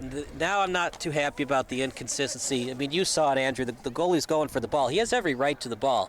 What he can't do is touch the leg of the player, but as long as he's going for the ball and the player rolls into the goalie, it's not a foul. Right. I thought there was a decent amount of contact there. I think everybody at home saw that as well, but I didn't think there was any contact that wasn't the goalie going for the ball or, I guess, excessive in any way. He has every right to that ball. It is his job, after all. And yet he receives a yellow. That is, I believe, the 4th yellow of this match? Yeah, we'll get clarification from Dane as a substitution. There comes in Mark Yona. And it's a really cool name, partner, because it's spelled Marciana, but he pronounces it Mark Yona. Michael Marchiona, number 35. It really rolls off the tongue well, doesn't it? It's a good soccer name. Football. Good football name. I always wonder, like, how soccer came to be. It's completely opposite of saying football. You mean just like the name soccer itself? Yeah. I don't even have like a good guess for that, to be honest with you. Like sock, like you put socks on your feet. You know, I'm just gonna I'm gonna stop right there. Yeah, I'm just gonna stop right there. Put socks on your feet. I mean, how did American football get its name? Yeah. It's the one sport where you use your feet the least amount of times. Because every sport you use your feet. In baseball, you use your feet, but that's not football. You just kick the ball sometimes in American football, and I guess that they just extrapolated that out. You know, you see all the memes how to rename American football. Yeah. One of them was hand egg. You use your hands and it's an egg shape. That does make sense. It's going to be a throw-in awarded for Chicago. Steel City didn't like it. It looked like it went off the foot, though. It's a big call, though. A throw-in for Steel City. They're about 25 meters away from the goal. And they're going to do it again. It's a big point for either team. I think for Chicago it would hurt, though. You clearly dominated this match since the first 10 minutes of it, and to get the 1-1 draw, it would hurt. Yeah, while there are about, for the second half, there's a bit over 20 minutes left. It's still not a lot giving for either team right now, so I think it's a bit frustrating for both of these squads, but especially the Chicago House with how much pressure they've put on the Steel City defense. Let's see, we're entering the 23rd minute. Good body positioning. Okay. They're going to say it was a push by McCone and Stampley. At this point, you have to lay off because the ref's calling fouls the rest of the night. To be your best, see the best. Midwest Orthopedics at Rush. Rebuilt Strength and Rehab is the #1 chiropractic clinic in the Lincoln Way area for all age groups. Whether you are a desk worker or a high-level athlete, Rebuilt Strength and Rehab has the treatment you need. Rebuilt's owner, Dr. Kyle Richmond, is Steel City's sideline doctor for all matches. And he's got the first name Kyle, so he can't be all bad. Do you know from experience? I mean, isn't everybody's second favorite South Park character Kyle Broflovsky? If he's not your top 3, then you clearly don't watch the show, so I would agree with that. Am I a terrible person for my favorite character being Eric Cartman? No, I think that means you are a very cultured man when it comes to South Park. If there's such a thing, can somebody be cultured and be a huge fan of South Park? I think so. Some others might disagree with that.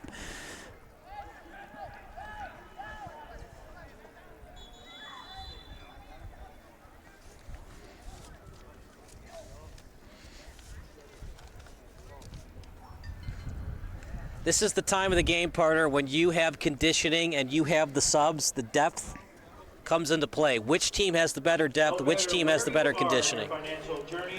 Now, you talk about those substitutions. It looks like we got some more guys warming up for Steel City FC right in front of us right now on their bench. They got a couple guys up, stretching, getting active. You wonder if that's going to come into play here when they try to make a final push in these last 20 or so minutes of the second half. Professional contractor or a savvy do-it-yourselfer looking for great design ideas and installation. And you talk about conditioning. I mean, if there's one sport you have to be the most conditioned for, it would be the one we're witnessing right now. Contact Richards Building. Steel City player is still down on the left side of us. Do not know what number he is, but it looks like he's getting help to his feet.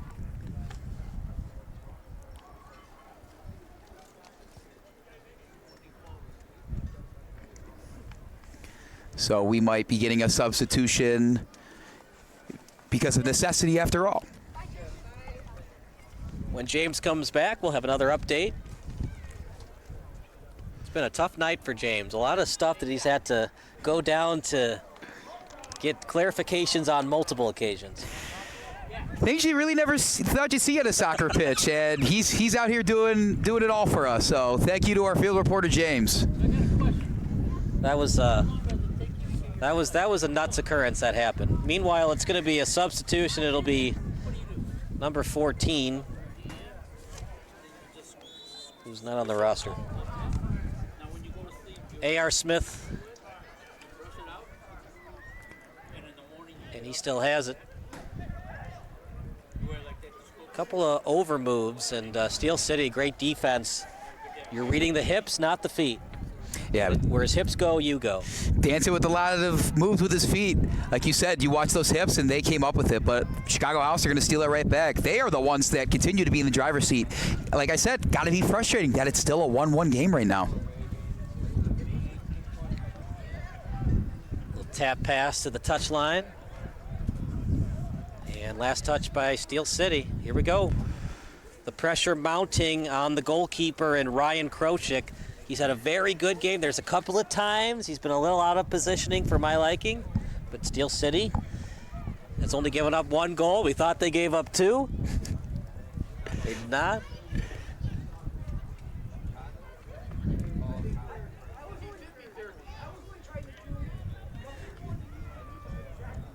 But, you know, referees are human, you know. You remember the Jeffrey Maurer game, Yankees-Orioles back in 1996? Was that the fan interference? He put his glove in play to catch the fly ball. Shocker that a blown call benefits the New York Yankees. Never seen that before, right? But you know what? The umpire made the wrong call. Bad calls are part of sports. A bad call is still a call, whether it's...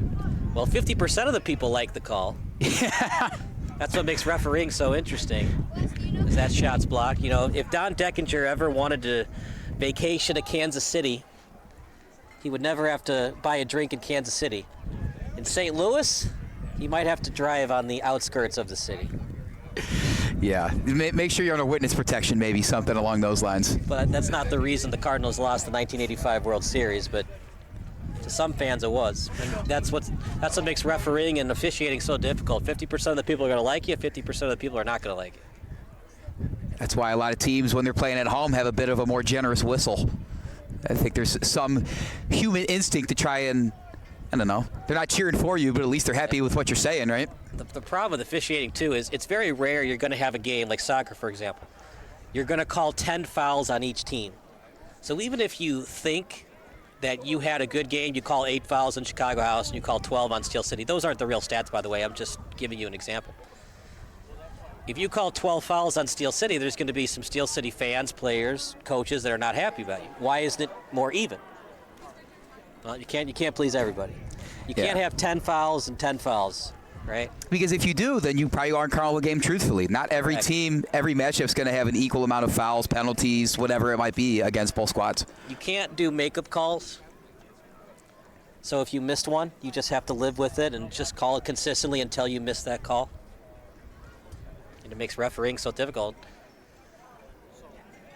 And that's what's going to come into play in this one. If there's a slide tackle near the 18-yard box, will the ref blow the whistle for a penalty kick?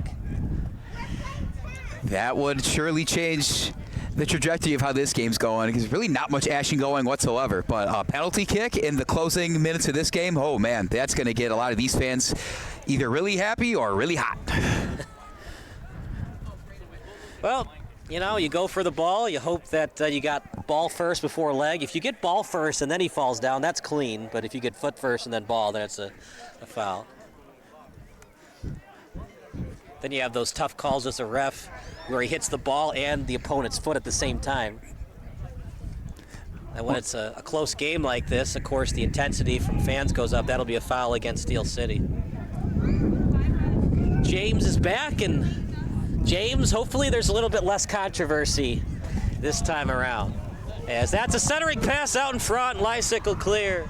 Yes, less controversy, but the trainers have been to work, and I've spoken with today's game trainer. And for House, Jasper Waddington, who you may have seen in the crease for House, experienced a groin cramp. He had to get worked on the sideline. He is good to go. And Rafa Garcia for Steel, he's got quad and calf cramps working on the sideline. He'll be back out there shortly. And just one more thing to keep an eye on, Buki Abdul Wahab for House is experiencing discomfort in the knee after a blocked shot in a tight collision towards the end of that first half. You can sort of see he's playing through it, has not gone to any trainers, but you can sort of see when he's walking, just grimacing just a little bit. We'll keep an eye on that as the game goes on, but he seems to be like he'll tough this one out. All right, thanks so much, James.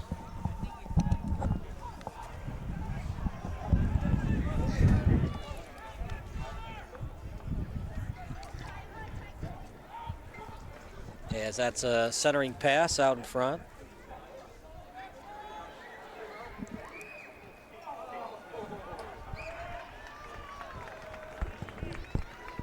It's like you said, partner, there's not a lot going on right now, so whatever opportunities you have, you need to take advantage of.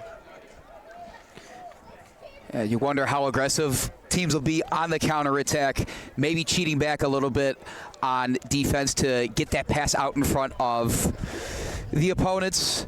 Not quite sure if that's going to happen, though. I mean, we haven't really seen much at all. I mean, here's an opportunity for the House here. If they can put it in the box, they do. That's a shot and a goal! Chicago House AC with the go-ahead goal, and that might be the dagger. A beautiful goal. Look at that, tapped it on his back and the header for the win. That was absolutely beautiful. A back foot tap to the header right over one of the trailing defenders for Steel City. I mean, I'm almost speechless. That was just a thing of beauty to watch in real time. Just a fantastic opportunity. You know, I was just talking about, is one of these teams going to be aggressive on the counterattack and try to get a ball in the box to do something with it? And right as I was finishing my sentence, Chicago House, finally the pressure they keep putting on Steel City has paid off. They now lead 2-1 with only about 13 minutes left to go in this second half. What a goal that was, partner. And yeah, I mean, we talked about it. Limited opportunities, can you capitalize on them? And that time for Chicago House, they do. What a turn of events that was. And a toughie for Steel City to swallow, but you kind of felt that was going to happen. It just didn't seem like Steel City has enough offensively on counterattacks to keep Chicago House guessing and to maintain the pressure on Chicago House's midfielders and defenders where they can't maintain their offensive pressure. Yeah, Steel City grasping to any sort of life they have left in this game. I mean, there's really nothing else you can do other than you have to keep the pressure on at all times. You really have to start taking more risks on defense, take more gambles in trying to steal balls up in the air or passing through midfield. And it looks like they're trying to do that now. But again, Chicago House still holding firm after giving up that early goal to Lysick. They really have not shown much of a break at all. Falling to the pitch, foul, and that's close to the box. Don't go anywhere. It could be a tie score off this free kick. This is how we saw Chicago House score their first goal of the match. They had a free kick put into the box and put right into the back of the net. That was A.R. Smith that had that first half goal. And Steel City FC is going to get a chance to do it almost from the same spot in the field, just a little bit further left than Chicago House's opportunity. So Steel City with that free kick about 5 yards outside the box maybe. Good call, about 3 to 5 yards. Just outside that 18-yard box. That is the wrong place to commit a foul if you're Chicago House. Wonder if we're going to get 2 quick goals back-to-back to turn this into quite the high-scoring affair that none of us expected, truly. Camacho shot. Goal!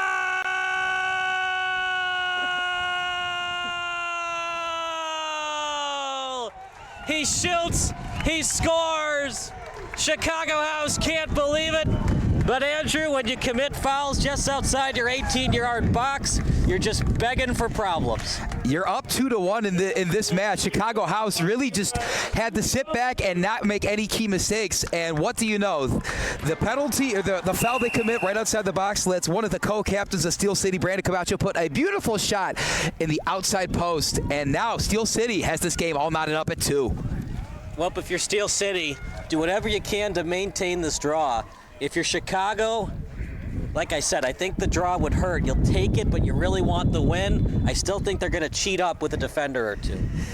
I think that's the right call to make, although you hope they're not a bit demoralized after that. You finally break through with that goal to push yourselves over your opponents. You're playing away. It's a season debut. You know, all the nerves are there, but you're pushing up. You finally take that lead, and then, 90 seconds later, it gets snatched from you, and it's back to a tie. You hope they're not too demoralized, but hey, I mean, they've been keeping the pressure on, as we said. You know, we can't say it enough times on how Chicago House and how well they've been doing stuff like that. But, I mean, what a sequence of events, though, huh, Kyle? Wow, I mean, that's probably the best semi-pro soccer goal I've ever seen. The back tap to his teammate. But you know what, man? If you want to be great in the sport, it's not a sometimes thing. It's an always thing. And for most of the game, Chicago House has been great. But those 2 big mistakes, Steel City is one of those opponents. They don't make a lot of mistakes, and they take advantage of yours.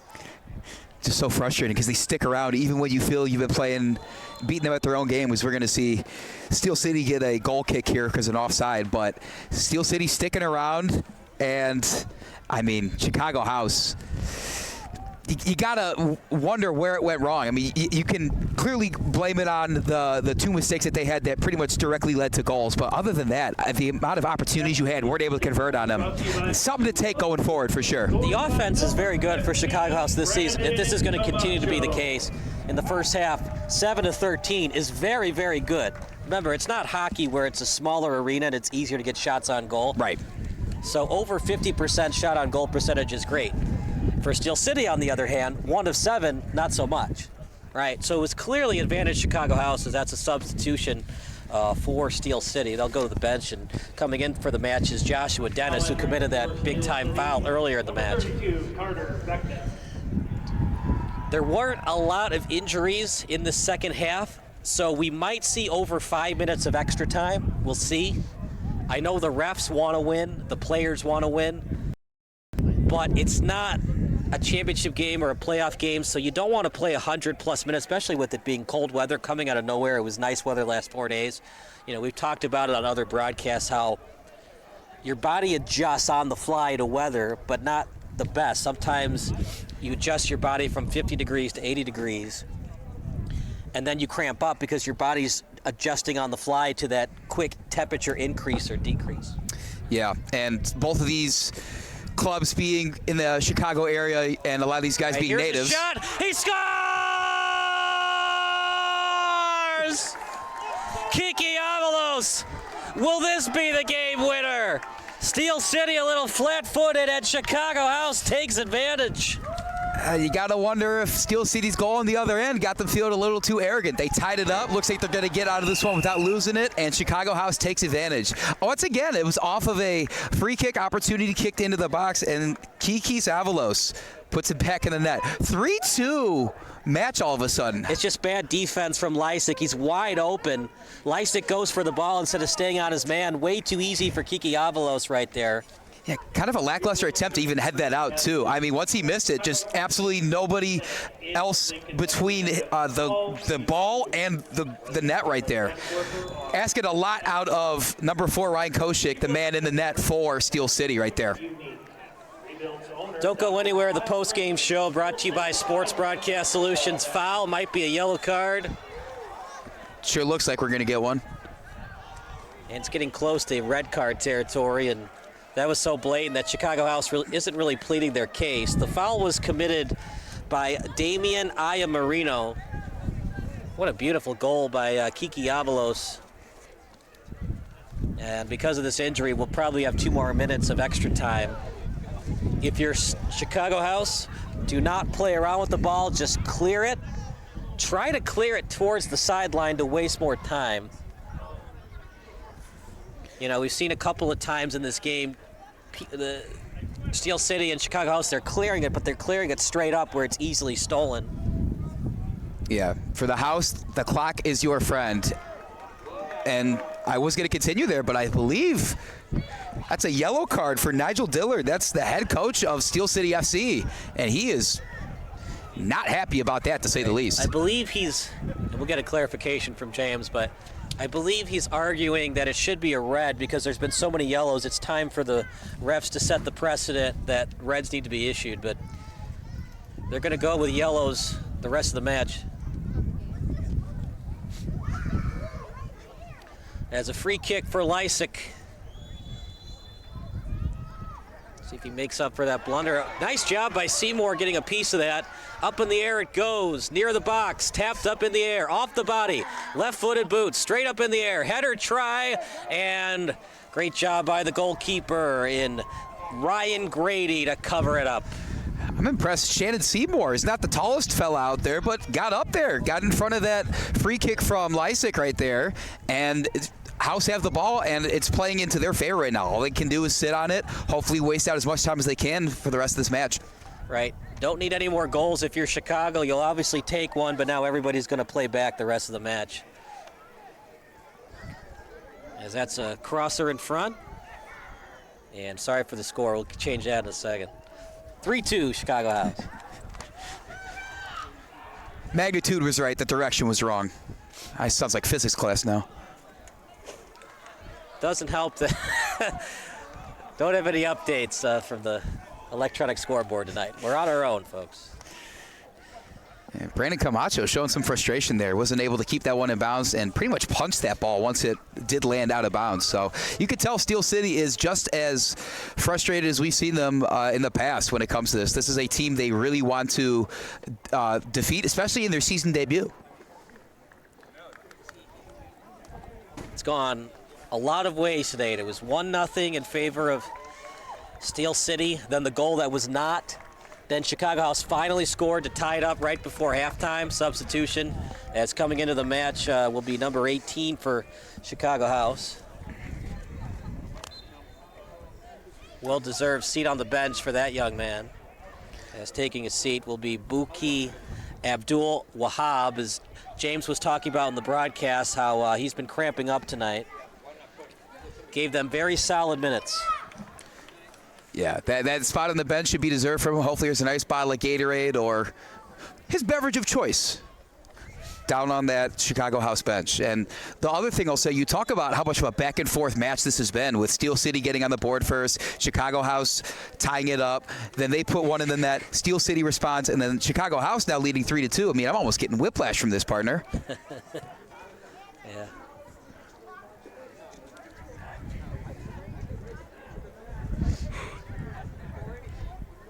You know, I thought about bringing hat and gloves tonight, but I thought May 14th I'd be okay. Not so much. It's not like blatantly cold, it's just like frustrating cold. Because we're almost there, right? To the point where we don't have to worry about the weather like this anymore. We're like, we're good because it's June, but we're not quite there. And Chicago weather, if you don't like it, wait 15 minutes. Is it worse or better in Cleveland? That's actually a great question. It looks like Chicago House is pleading a case there, but got to be careful because we could see more yellow cards. James, our last report of the night. James, what do you got for us, bud? A little more controversy indeed, yes. You might have seen that vicious slide tackle with no contact with the ball, just contact with the character. And Steel's head coach tried to argue that this should have been carded instead of just being a foul. Instead, he himself received a yellow card. This should have been a card instead of a foul, as it was a very vicious play, but instead it goes the other way and Steele's head coach receives a yellow card. So one more and he's out of the game. Wow, we've seen yellow cards galore. It has gotten very feisty today at Dulian Healthcare Field. No matter where you are in your financial journey, let Pursuit Wealth Group show you the way. When Steel City travels, it travels. Here's a chance for Steel City. He shoots, pass, he scores! Oh no! He was offside! A break for Chicago House. Nigel Dillard can't believe it. The pass, I don't see the offside. Let's see. It's got to be the last foot, Andrew. Pass. He's not offside. They missed that one. They missed that one. Oh boy. I am stunned right now. There is furious pleads from these fans, these players, these coaches, and the referee does not like it. We might get something here, folks. I mean, like, it's a little bit bewildering, Andrew, because they call the no offside on Jake Lysick, which is pretty blatant, but according to James, he was onside. It wasn't even close to offside. You watch it one more time, it's got to be last foot. Here's the last defender. He's in front of the defender by 2 feet. I almost don't have words right now. That seemed pretty onside to me. I thought that should have been the tying goal right here in the 45th minute of the second half. You know, we're coming up on the end of this match right here. That might be a red card against A.R. Smith. No, yellow. That's another yellow. So, and then if any of the folks watching at home didn't catch that, we actually had a yellow given to one of the players sitting on the bench for Steel City, which I believe was then the 7th of the match. And now the 8th was just presented to number 14 for Chicago House, A.R. Smith. I mean, when we said these teams were crosstown rivals, we clearly weren't messing around, Kyle. These are a lot of yellow cards being thrown out in the season debut for both these squads. Right. It's obvious the players aren't learning the lesson. Like I said, I think you have to consider red. Not that it's a red card injury, but these are yellow card plays that are happening. And yellow cards mean possible intent to injure or dangerous play. Yeah, and we don't want anybody to get hurt. Exactly, yeah, especially not this early in the season when it's this with the weather and stuff. And I believe I was mistaken on that last one. It looks like that was a yellow against somebody from Steel City, so that did not go against number 14 A.R. Smith of Chicago House. But not sure how much this is going to matter. We are now in the 48th minute of the second half, so time is ticking for Steel City, and I think they sense the pressure, although Chicago House still applying the pressure themselves on that end of the pitch. Right. Nice move, but better defense, and last touch by Chicago House. And now if you're Steel City, partner, you have to avoid the sideline. You got to keep the ball in play as much as possible. If you're Chicago House, if in doubt, just kick it out of bounds. Nothing can really go wrong there. I mean, it eats up more time, and since we're already into extra time, you know, they're not going to put anything more on for whatever you might do. Just be smart. That's smart play by Chicago. They're forcing Steel City to go to the sideline, so if they try to kick it up, it's going to bounce off Chicago House and go out of bounds. Yep, smart move by A.R. Smith. He's just going to kick it. If it goes out of bounds, that's fine. If a Chicago House player gets it, house money. I like that one, actually. That was good. I'm proud of you for that one. That was actually by accident. Oh, was it? But yeah, you're absolutely right. No need to actually control the ball. I mean, if you just kick it straight up in the air, way down to the other end of the pitch, I mean, this match is going to get wrapped up probably within the next 2 or 3 minutes, I'd say. Yeah, there were an injury, so I doubt they'll go to 55 minutes of extra time. Steel City still keeping the faith, though. Going quick on these throw-ins. Header, and then kick straight up.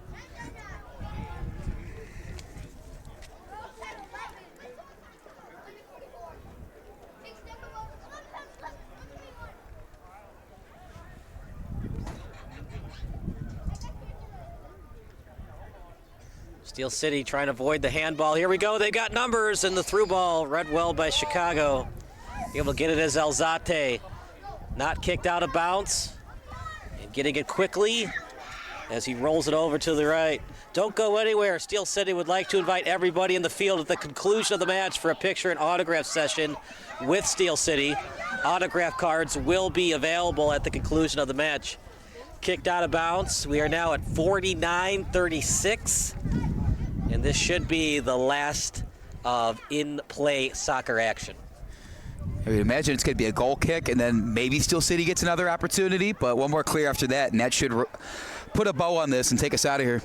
All right, what you want to do if you're greedy is you want to kick it to one of your teammates, and then Chicago will probably, if they can, try to kick it to the far flag out of bounds. So they'll give Steel City one more chance here. Everybody's up. Doesn't matter if you give up a goal, you lose anyways. Now goal differential is one of the tiebreakers for postseason, but that'll do it for the match. A heartbreaker for Steel City, a well-played match by Chicago. A couple of mistakes they got to work on, especially defensively. Still don't understand the offside call. That was strange, to say the least. It hurts for Steel City. They thought they were going to get the 1-point draw, and what a win for Chicago. They get the 3 points. Yeah, both clubs have a lot to take away from this match. For the Chicago House, there's a couple mistakes that led to the goals that they were giving up in both the first and second half, but their relentless attack on offense had their back the entire time. They kept the pressure on Steel City, and they came out here with a 3-2 victory on the road in their season debut. Final thoughts, partner, before we go to the post-game show?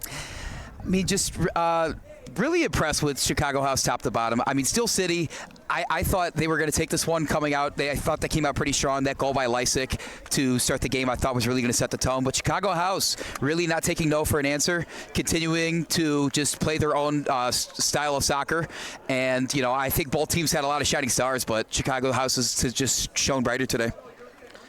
We're going to take a break. More soccer action post-game show coming up next here on SBS, the broadcasting network for everyone.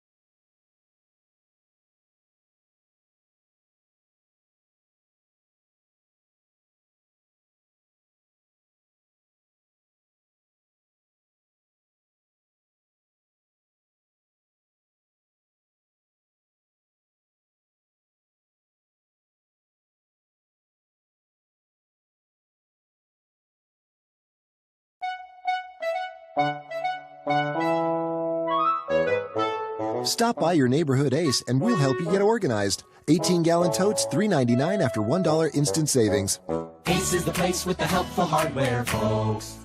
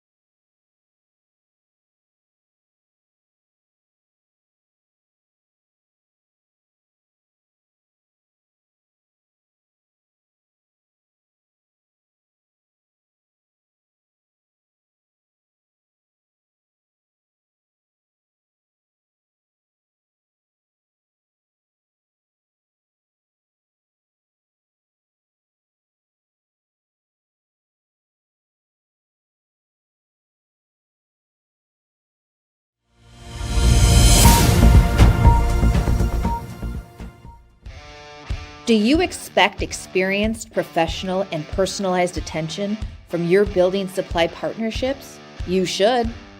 Are you getting the specific attention you need to help your business grow? You can. Introducing ICO Roof Pro and Grow through Richards Building Supply. As a professional small business, you need real solutions to achieve your desired growth outcomes. This requires more than sample boards, pricing, and on-time delivery, which sets the bar too low. You need more. To grow and win in this ultra-competitive environment, you need ultra-competitive solutions. With Richards Building Supply, get the personalized attention you deserve and need. Take advantage of incredible first-time user incentives. Gain discounted access to a host of our industry's most reputable marketing tools through a Roof Pro membership. And that's just the beginning. Don't believe us? Let us show you. ICO Roof Pro and Grow through Richards Building Supply.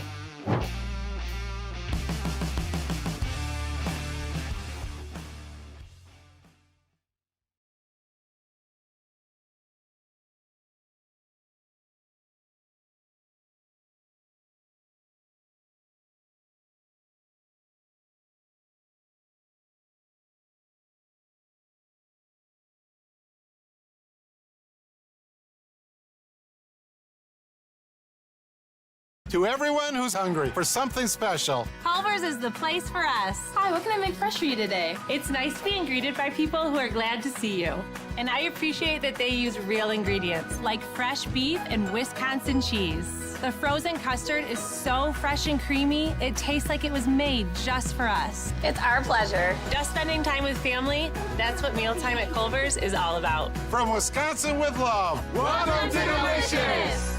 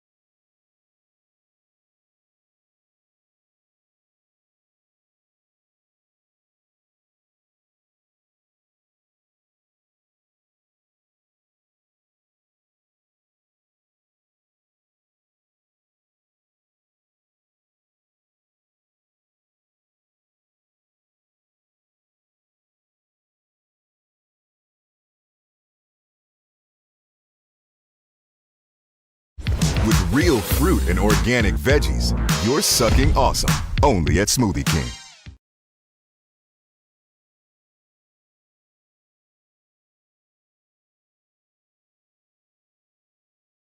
Hi guys, welcome to Crumble. Welcome to Crumble. Would you like to try our limited time carrot cake? Totally. Sure. Yeah. Awesome. Thank you. Wedding cakes have multiple tiers, right? And usually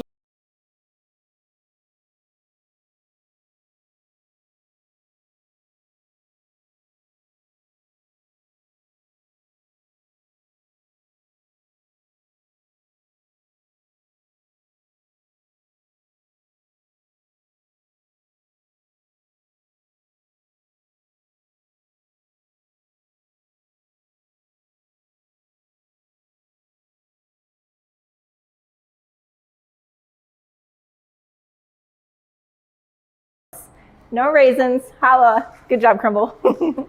So this is only available through Saturday before Easter. Make sure you come in and get it while it's here.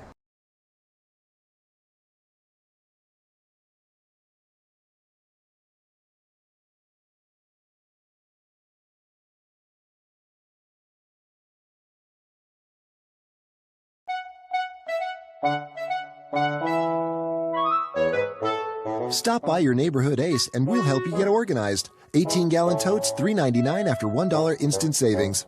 Ace is the place with the helpful hardware, folks.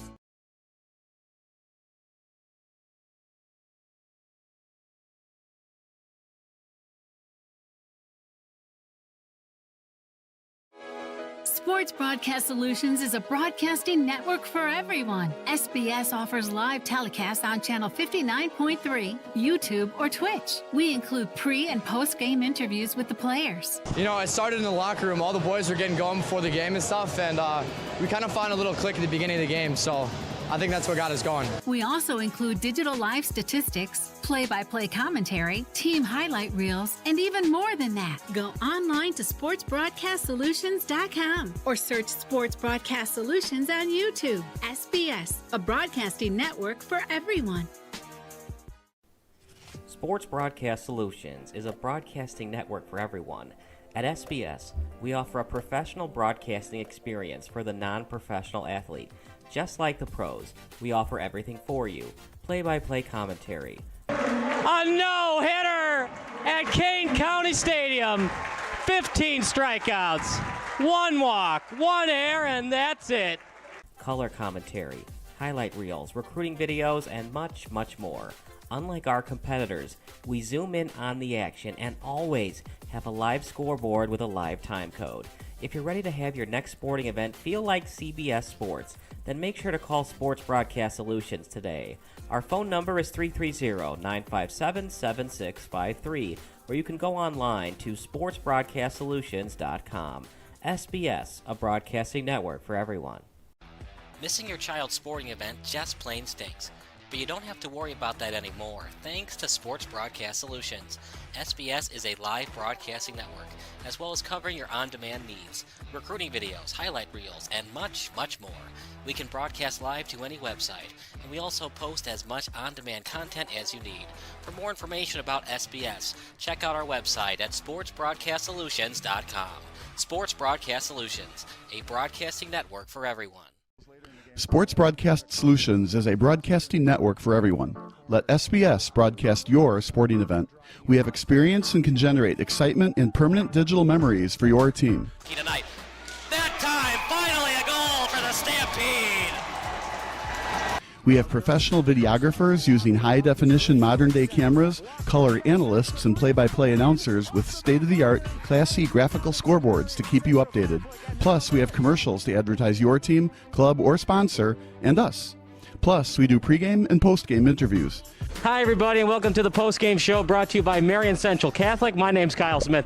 Well, my name doesn't matter. These young ladies matter. It's senior night as the Hurricanes win a battle down the stretch, 48-46. Hi, I'm Carrie Kramer.